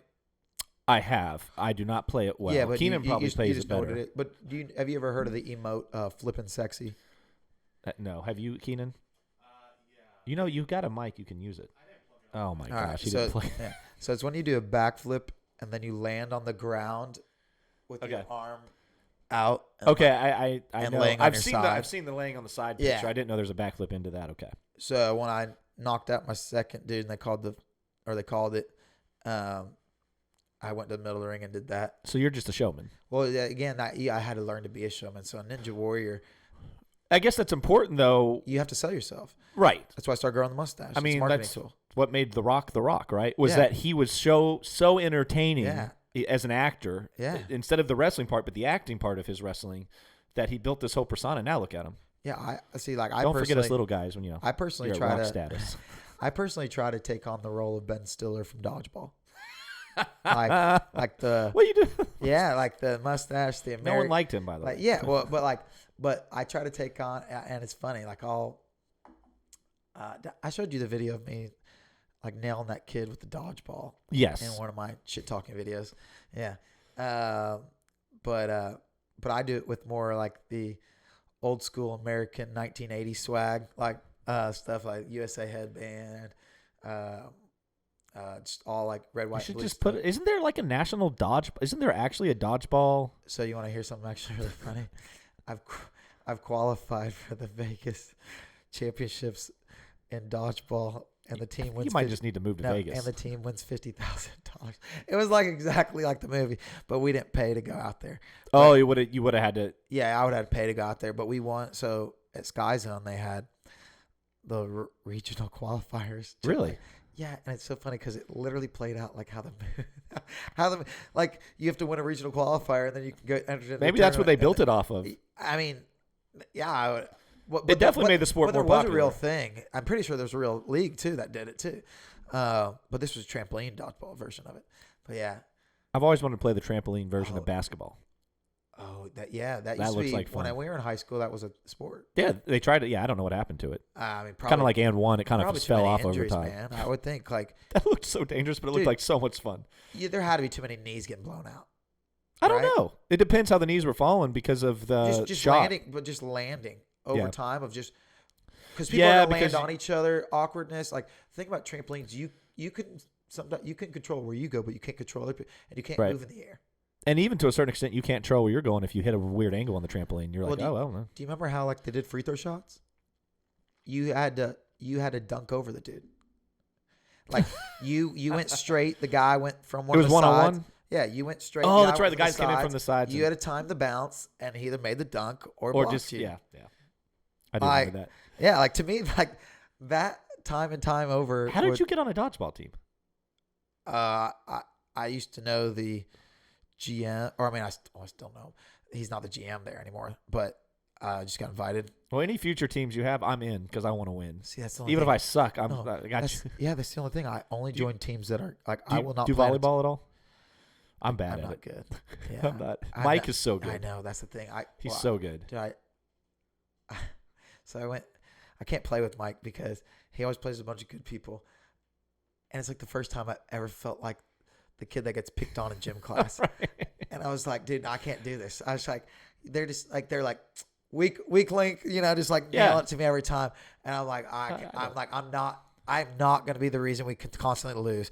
I'm like, I need to go like. He is so positive though. Like even though I kept know. screwing up, he's like, "Good job, David. Good job. Well yeah, done." and I'm like, I can't do that. That wasn't well done. That's what I'm saying. I can't. He's too like I can't do that. I can barely serve. I can barely get. Like half the time, I have to give the ball back to them see, because I'll get 2 faults. I can serve. It's more about when they just beam it at me every time, and just it's like this, and like I just can't place it where I want to place it. Oh no! Like I'm like, here, good luck. Unless I can do the little the little And two-handed my thing, carry. I can kind of like Yeah, it really basketball's version, or volleyball's version of carry. Yeah. But that's the thing. Oh, isn't he on a pro team now or something like that? I don't know if he's on a pro team, but He's he talking goes about like he went to Puerto Rico for a tournament, Or or like like Argentina or Nashville, somewhere. Yeah, Nashville. He's like a national A I team. mean, tournament. he actually takes it pretty serious. Like he's on. I was talking to on him the like level. a month ago, and he's like he's starting to officially like go legit into it with it. Oh, he's healthy. He should. Yeah, And and it's a longevity sport. Like you can It play does seem sand like- volleyball for a long time. Court a little bit different, more impact. I think I'm going to get into golf this year. Okay. Actual golf, because I keep injuring myself everything else I do. So Yeah. I'm thinking maybe golf won't be as horrible. Like Just don't be like Tiger and ruin your back somehow or something. yeah, well, right. Well, I don't know if I'll ever really be good at it. I'm not trying to like. Yeah. I just want to find a sport that I can be somewhat competitive at. Pickleball. I know nothing about the pickleball. Nah, Wait a minute. Oh, is that similar to? it's like tennis-ish. What's that other? Isn't there like Racquetball? Racquetball is what I'm thinking of. Yeah, Yeah, that looks dangerous. I played it a couple I'm really times. good at badminton. Really? So, I played badminton since I was like a Dude, kid. So that was the one sport at my high school, like a gym class. People was don't know what that is anymore. dude, we'd skip all lunches and play badminton for like hours. Really? Yeah, like it was the most intense sport. Like all the gym coaches like were like, When's the last time you played badminton though? I won my college intramurals almost every year, and it was really funny because I would always beat like the Asian kid in the championships, because like if you know anything about badminton, like the Asians dominate in the Olympics, like Japan and China. Really? Oh yeah. They also the Russians and Asians are also very good at the table tennis, right? I don't know about Russians at table tennis, but yes, Asians are really good at table tennis as well. Or the Asian countries, I guess. Right. Well, I think also it's what sports you grow up with. Like certain certain sports are just more prevalent, more predominant towards. I mean, like in their country versus Yeah, I mean, like they're not alpine skiers,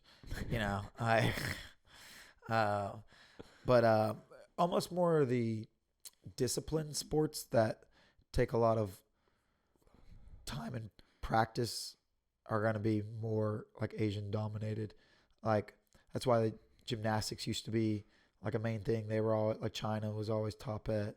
Again, well, that very and structured. you're pulling form. Kids. Yeah, they take. Them I out. don't agree with the way they train. Well, that's what I'm saying. They take them out and they don't have their choice. life. Well, that's again, like they don't have, but it becomes a life and a structured life. So like you can you don't at those sports you don't always have to be the best athlete. You know what I'm saying? Like if you're the best technical person, you can be the best.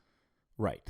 Yeah. Well, and it's team based too, isn't it? Or is it team? I mean, or like some table of it, tennis and those aren't. Oh, I was like, talking about gymnastics. Isn't yeah, some like, of the gymnastics yeah. team based? But again, like when they fail, Ooh. they fail their country. They fail their family. People take it serious. That's what I'm saying. Like theirs is a different like kind of like that's why I think Americans have become so relaxed with like losing. You know, like it doesn't bother a lot of people. Which in some ways I think that's good. In the aspect of like maybe I'll have to see what ways you say. fair enough. Well, you just look at athletes over the years that have lost, and then like stupid things they've done due to the anger, right? So well, that's different. Like that's just not being able to control your own yourself. emotion. Yeah. But as a whole, I agree with you in the aspect of like I'm not a huge fan of congratulating. I don't want to say the loser, right? But like just participation awards right. is what we call it. Like some of what I feel like this country was built on was that need to be the best. I don't know if the best is the right word, but like, well, yeah, the American dream is work your ass off and become where you want to be, like right. the best. Like so, people are okay with mediocre these days. I will be the best at whatever I want to be because no one has the right to take that mantle from me. Right. But that like you have to have that as a actual mindset, right? And that's not a mindset anymore. But living a mediocre life is okay. And I guess for some people, if that's what they like, they want to watch TV, they want to play video games, they want to work their 8 hours at McDonald's or wherever, and they are satisfied with life. I don't want to take that away from you.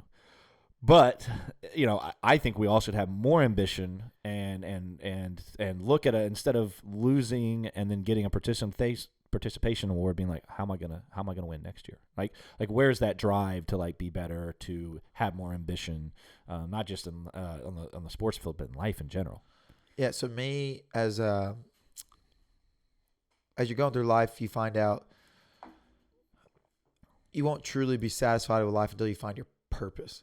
And so my purpose is I've been called to be a leader of men, and you're not remembered in this world for what you do and what you accomplish, but yet how you impact the people around you and what you bring to the table and make people around you better.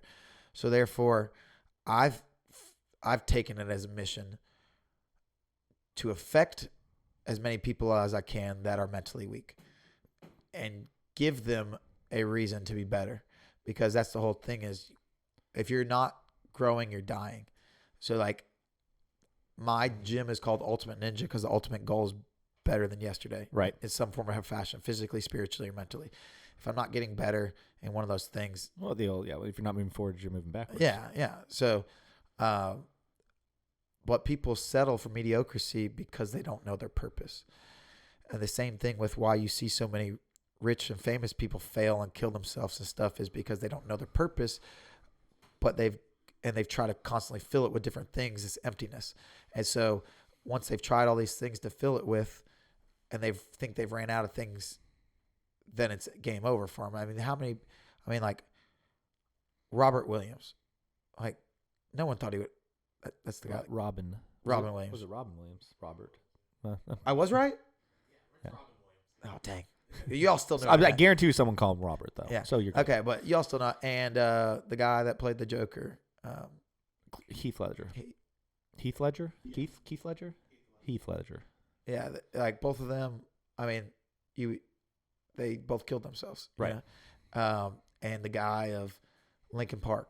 I don't know the lead singer, right? Yeah, so lead singer. Such a great band. Yeah. That's the thing. It's like band. three main, there's three people there that from most worldly views are going to like, dude, they had it all. Right. But they were still, something was missing from them and they couldn't solve it. They took their own lives. Right. And stuff like that. Because, again, this is my. So you feel like they didn't have a philosophy purpose. on like. Yeah, they didn't like have a purpose. So you feel like if you they didn't find their purpose. Can you have multiple purposes in life, do you think? Oh, yeah. You don't have to identify with significantly Right. one thing. But again, it's going to be in the sense of something that brings you passion. Like your purpose isn't going to not make you happy. Right. Like if it's not making you happy, it's not your purpose. That's easily identifiable because, that would make that'd be an oxymoron, right? Right. Exactly. And I think my purpose is maybe not leader of men as you feel like yours is. It's just adding more positivity to the world through fitness. Right. So like I really do get a lot of gratification helping people. Yeah. And it's great on top of that I get to get paid to do it.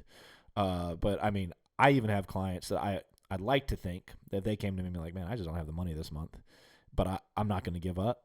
I might still be training. I might be like, all right, we got to pay me next month then.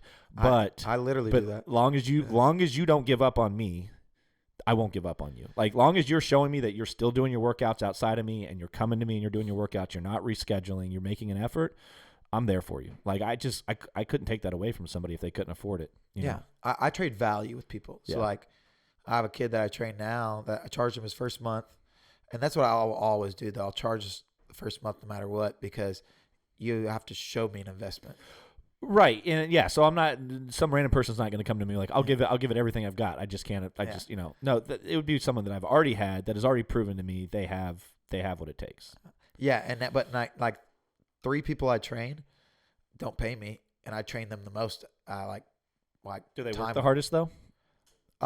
Yes, but they all also help my business. So this thing is like, got a kid, 18-year-old. So my whole hiring process eventually is I'm just going to hire late high school to early college kids that are Chick-fil-A worthy workers. Yeah. Right. So I mean, just off what I said, you should be able to pretty much image my like attitude I want in my gym. Right. Exactly. Right. All right. So, and those people are typically happy with, $10 of free gym membership. They don't, they're not like these people that want $13 an hour to stand at a McDonald's window and do nothing, and they do it usually with a smile on their face. And because again, it's fun, like, all that. Yeah. There's more like it's a lot more fun to come to a gym and work than it would be fast food or something. And again, else where pays people are similar. happy, like I was saying, Right. it's like you set the environment. Like, like if people are at your gym and they're not happy and not smiling, that's not on them. That's on you. Right. Like, cause you have to set the mood. Right. If you're in a good mood, hopefully they're in a good mood. Unless they're just having a horrible day, then it's my job to try to turn. Well, everything's contagious, right? Right. Like turn that frown upside down. Yeah. Misery, it enjoys company, but so does, like, whenever I worked at other places, I guarantee you most people that know me have never seen me with anything but a smile on my face. Because at the end of the day, I choose how I feel, right? Like, most people don't understand that. They can choose how they feel. But, like, I may be being affected by something before going into work, and it could suck. But I don't have to bring it to work with me. Right. Because all it does is that it's not going to bring me anything positive. If I bring something negative with me, how is that going to turn into anything? Right. Like, and I'm a huge hater of woe is me's. Dude, I'm telling you. I think we all have those moments, though. But yes, you can't live that life. Yeah, I mean, like, there's a difference between saying something that happened to you and identifying with Right. it. Like, and then living it. Yeah, like this victim role bullshit that this world's trying to like go on is what's got that has me the most irritated over the last 2 years. I can understand that. Yeah. Yeah. So like my two pet peeves are like dumbness and victimness. Right. Yeah, and because that's like the exact opposite of what I try to like think logically, like in the sense of like, take the information, come to your own conclusion. Don't let someone tell you what you should be thinking, and then, man, what the heck did I else? I've brain farted on that. Oh, it happens to us all. Yeah. But no, you're just saying, tell them what you're thinking, and just. Honestly, I don't know exactly. Too, yeah, I was like, wait a minute, I don't exactly. I was going to try to like help finish off, and then I was like, I don't know where you're going with that myself. But we were talking about the two things that kind of upset you. So, I don't think I could train a client that did not give me at least 80 to 100% on a regular basis. Like over time, I would just probably be like, it's nothing I can do to help you if you are not going to help yourself. I've fired clients before.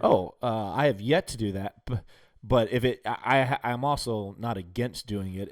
If I mean, the money's nice, but what's the use of giving me money if then you're just not going to do anything, or you do like 10% of the work? My whole thing is you're my product. So if I say I'm this amazing coach, teacher, get you to any goal you have, right.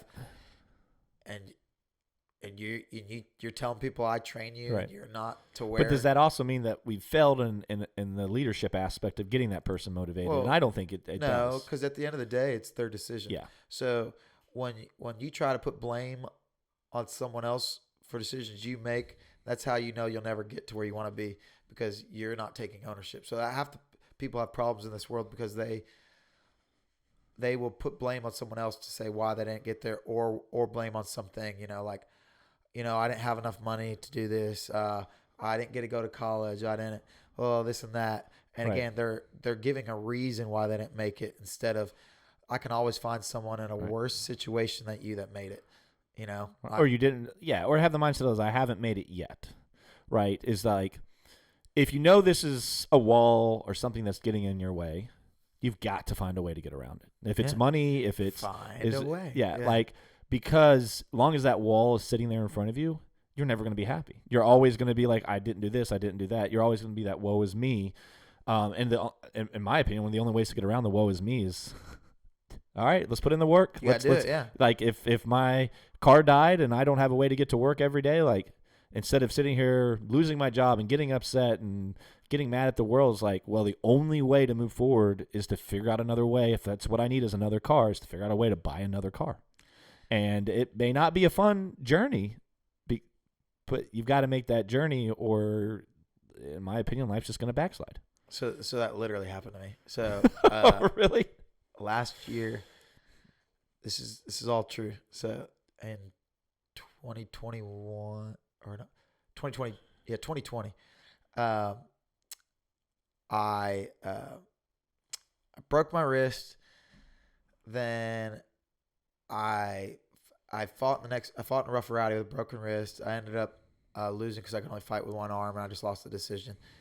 Then the girlfriend I've been seeing for 6 months, like, we break up. She was kind of like a user, stuff like a leech. Okay. And then my dog died.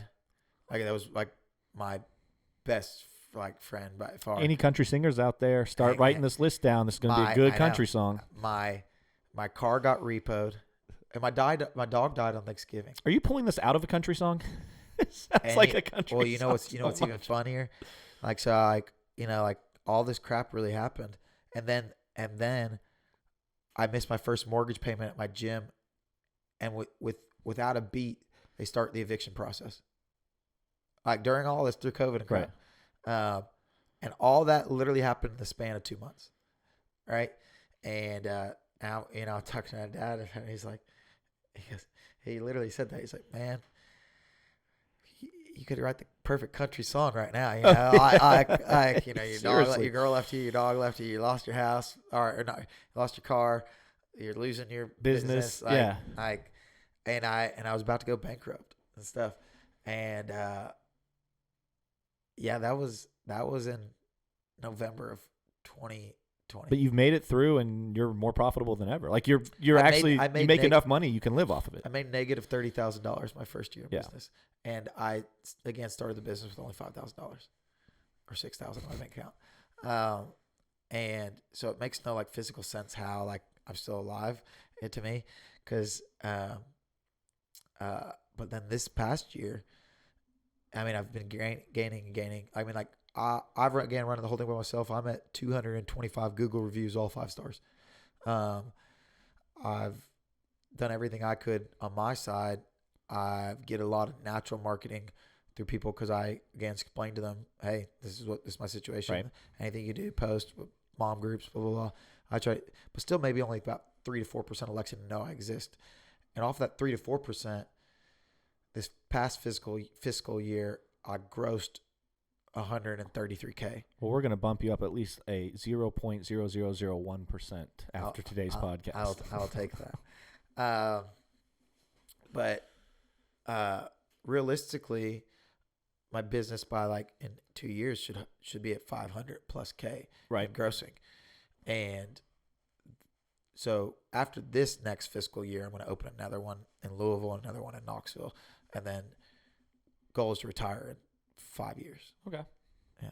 Well, I would love to see that from you. Yeah. Well, don't forget the little guys over here. Yeah. Goals to retire in 5 years, in the sense of me not having to really work, and then you could focus on whatever goals you have. Focus on personal goals, or building my family to be the best versions of themselves. Okay. That makes sense. Yeah.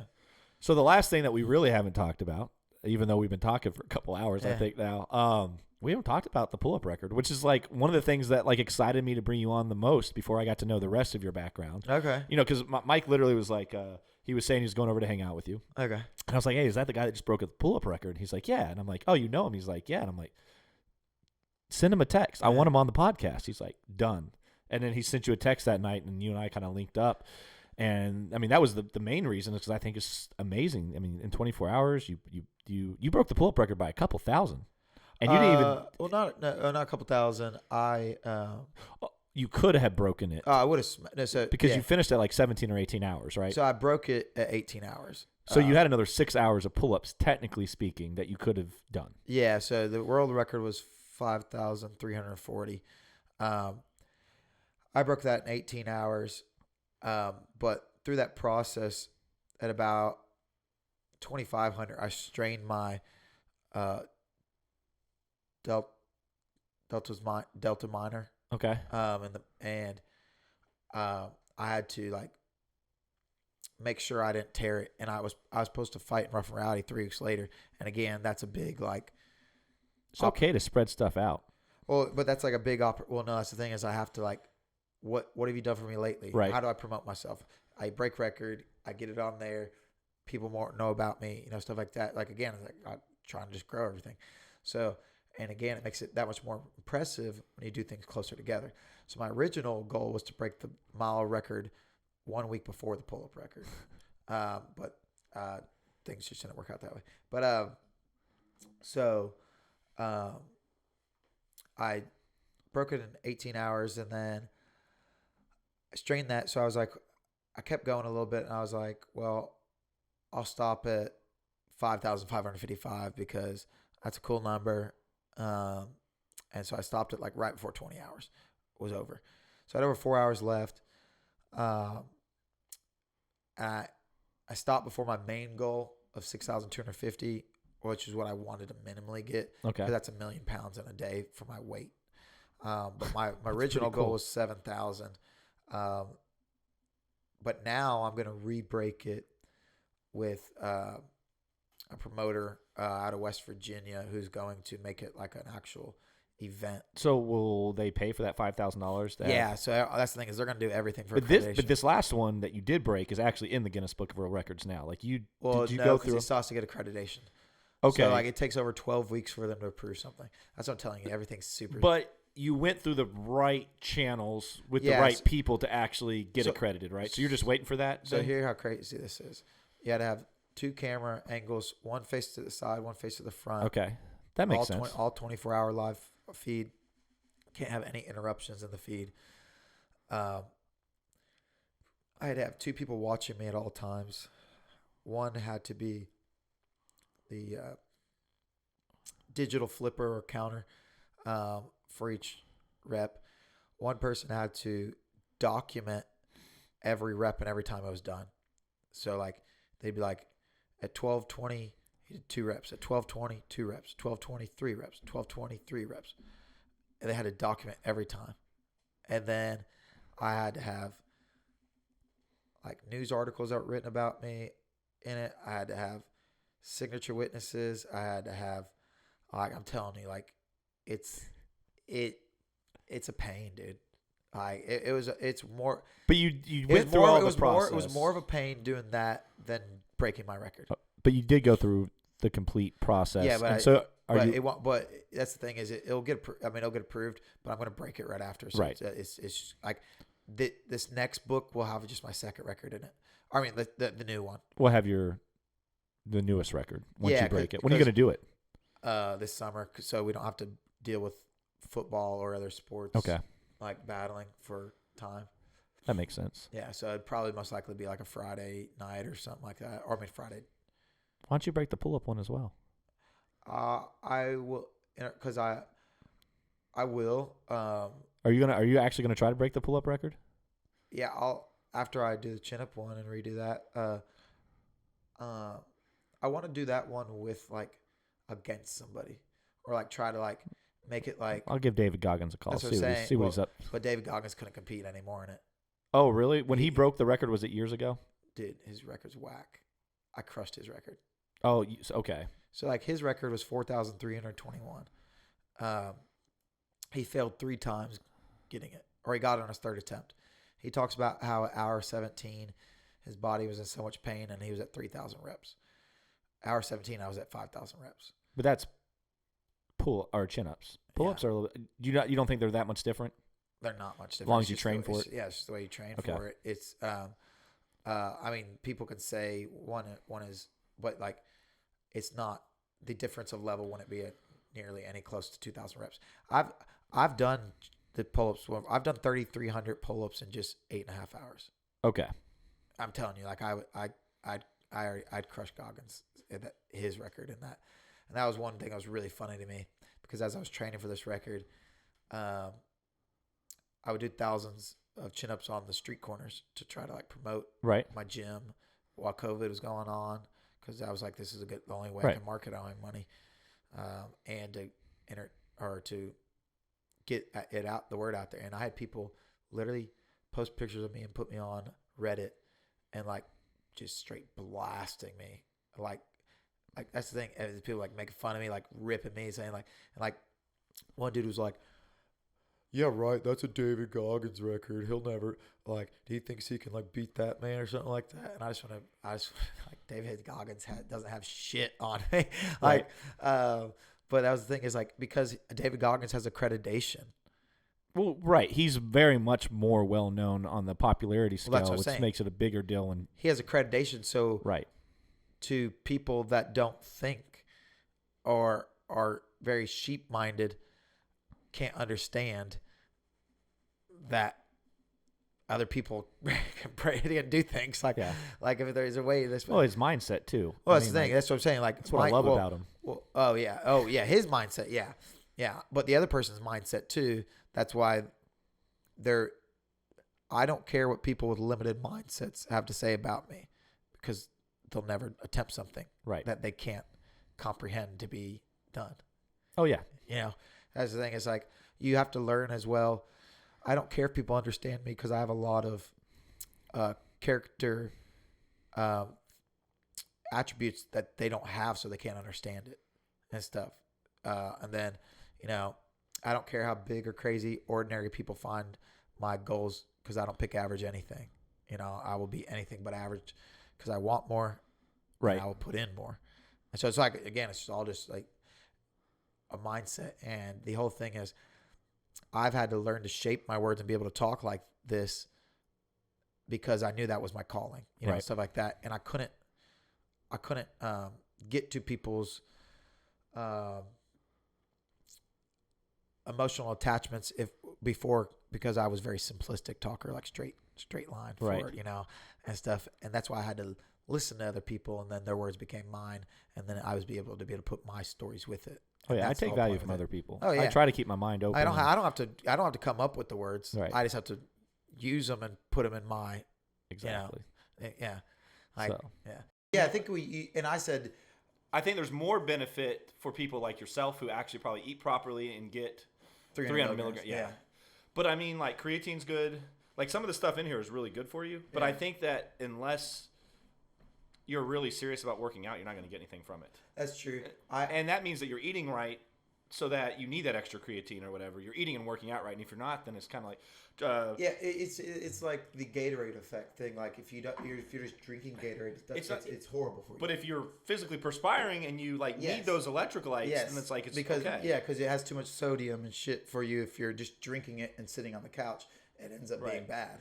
Chris Hemsworth, I read an article from his trainer, and his trainer says that he doesn't believe in any supplements for his clients if they're not already eating and working out properly. He's like, what is the use of taking a protein powder if you're not hitting the gym right, or you're using the protein powder instead of having 5 ounces of chicken? Have the fucking 5 ounces of chicken. Yeah. It's just like, and he says now, if you got a guy like Chris who's maximizing his food intake for the day and he needs a way to get those extra food calories and protein, then yes, this is a good thing for him because he'll benefit it. But if it's someone like even me, probably, I don't eat nearly as healthy as I should. So I don't get as much benefit as I would if I just ate healthy and then added that as like, because I genuinely needed it to get to my mark that day, my macros that day. Yeah, see, I know I suck at eating. So that's why, like when I was training for my last record, I went to like NutriHealth or something in Chevy Chase area.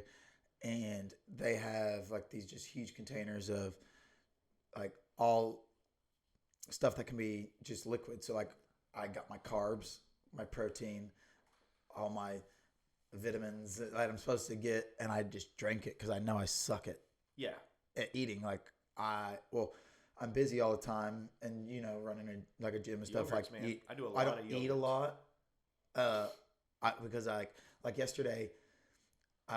This is literally what I ate. I woke up and I was like, oh shit, my day's gonna be busy. I got a cereal. So I ate some Cocoa Puffs. See, that shit doesn't even stay in my house. I won't eat it then. Yeah. Well, see, I ate the Cocoa Puffs, then I go and I didn't eat until 6:30 again. So I got to the gym at 9. And do you feel like you got ripped at a younger age and you've just been able to stay ripped? I mean, you're pretty fucking ripped. Like that's very true. So, or in the sense of a young age, You were able to get there, and now you work out enough that you can maintain. See, that's my thing. I don't really gain or I can, if I eat a lot, I'll gain some fat, but I'll gain muscle. But I don't really gain a lot or lose a lot if I eat bad versus if I eat good, I'll gain more. But if I eat bad, I just kind of maintain because I work out enough to like keep like any real fat to get onto my body. Yeah, like for me though, like what you're saying. Good job. In any yeah. We got to get these. Always forget we need.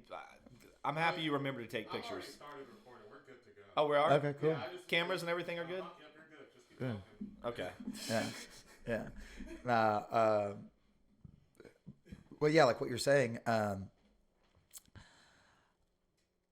doing it at a younger age, just like anything, like if you get to a certain level, and this is very true in almost any sport or physical activity, like maxing and bench and stuff. Say I get to 300 pounds, and then I take 2 years off, right? It's significantly easier for me to get to 300 pounds again than it would be for you as a first timer to get there. Right. Oh, 100%. So that's what I'm saying in the same, like physical sense.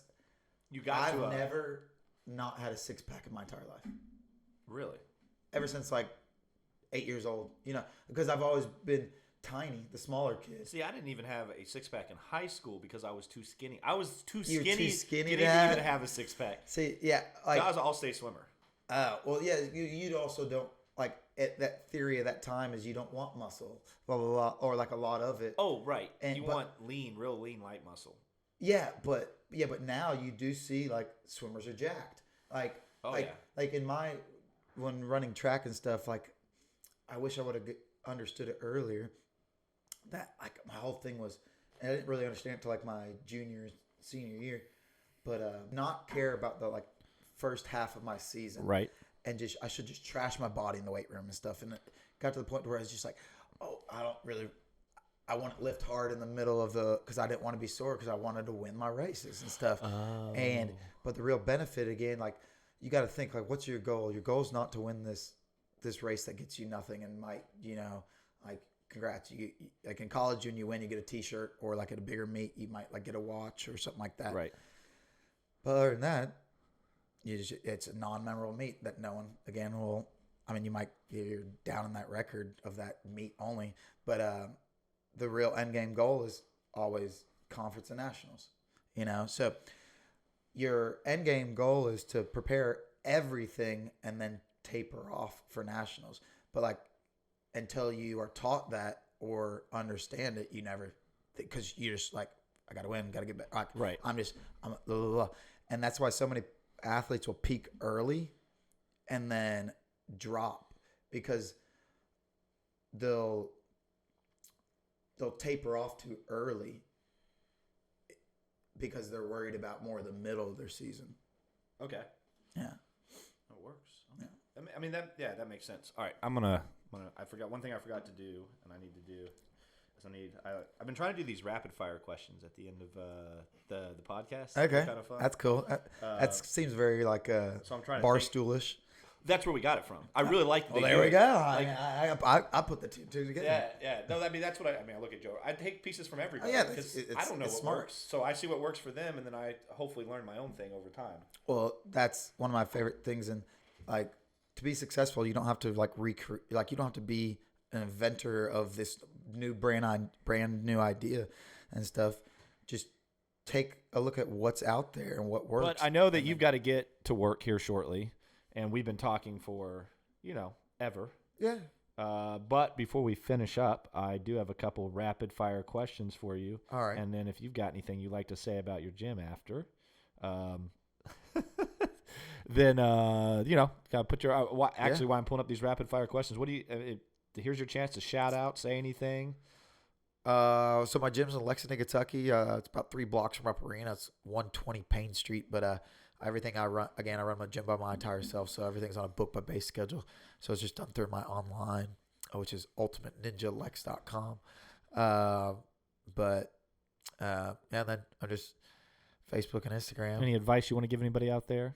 Other gym owners or coaches, trainers? Any advice? The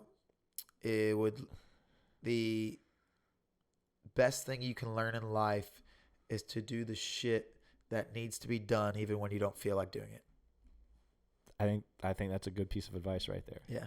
If you can make that a habit, you'll be successful in life. So, winning the Ninja Warrior or getting another Guinness Book of World Records for a different thing outside of the backwards run and the chin-ups? Which one? Winning Ninja Warrior, because that would automatically solidify you, and you're set for life. Okay. Pizza, burger, or tacos? I'd go with a good burger. Yeah. Yeah. Burgers where it's at for Yeah. me too. I love burgers. Bacon, beer, cheeseburger, something like that. Oh my God. Yeah. Yeah. Yes. 100%. Mustache Especially or one beard? especially one from Carson's. The Carson burgers are amazing. Oh man. yeah. And they'll actually make it medium rare or medium for you. Oh I know. Yeah. And it will come out medium or medium rare. Oh yeah, it's beautiful. Oh, Yeah. so have good. you had the Bernays one? I've had them all. Yeah. Like I said, me and my Yeah, brother you went gotta there watch for brunch for over a year straight, almost every Sunday. Yeah. So I've had just about everything on their menu. That's awesome. What'd you say? on that? Mustache or beard? Well, I guess I gotta go with the stash on this one. I mean, if you said beard, it'd throw me off a little bit, but I had to throw that in there. Yeah. Okay. Bar workout or dumbbell workout? Dumbbell. Dumbbell. Why so? A bar, you're gonna emphasize one side more than the other. Okay. Yeah. That makes sense. I'd rather have isometric. Yep. Yeah. I mean, a lot of athletes, that's what the dumbbell Yeah. teaches you, when you're doing different workouts. Even if you're doing a chest press, you've got to have that balance and control in both arms, where one arm could be weaker and the other could be stronger with the bar. Exactly. And yeah. it could assist. Yeah. So I agree with that. However, I enjoy the bar better. Yeah. I'm better at the bar. I'm stronger at the bar. Yeah. Oh, well, I mean, it makes sense. You're using two. Oh, man. Anyways, Brendan, thanks so much for coming on. This was a blast. I think this may have been by far our longest podcast that we've done so far. And I still feel like It's when you go rabbit holing. Yeah. I still feel like we have hours of talking that we could do here. Yeah, I think it would probably continue. Which means we're probably just going to have you back on. That works. Man. Maybe this summer once you've broken the record. Yeah, and once I win that, once I go pro, I'll That would be amazing. Are you thinking about going pro for boxing? No, I am. Are you? Okay. Yeah, I'm going pro after I win this next tournament. Nice. So you're really going to start training then? Oh, I'm fully invested right now. Okay. Yeah, I'm running up to 40 to 50 miles a week now, and doing about starting with 3 to 5 boxing weeks or boxing workouts a week. Okay. And then oh wow, so you're really yeah, I'm getting up to there because my next fight as of now is March. We just need to find one of those random fight cards with another popular person. I know. I need to get on like Jake Paul's undercard somehow. Oh yeah, some shit like that. Yeah, with some other. Yeah, that would be pretty cool. Yeah. So it's just I need an agent. Yeah. Well, this podcast is going to blow you up, like big time. Throw me out there. Tens of people might listen to it. Maybe years from now, more than that. Right now. Hey, yeah, it's all part of this. All part of the journey. All part of the journey. Anyways, well, thanks for coming on, and as always, guys, we'll catch you next time. All right, appreciate it, man.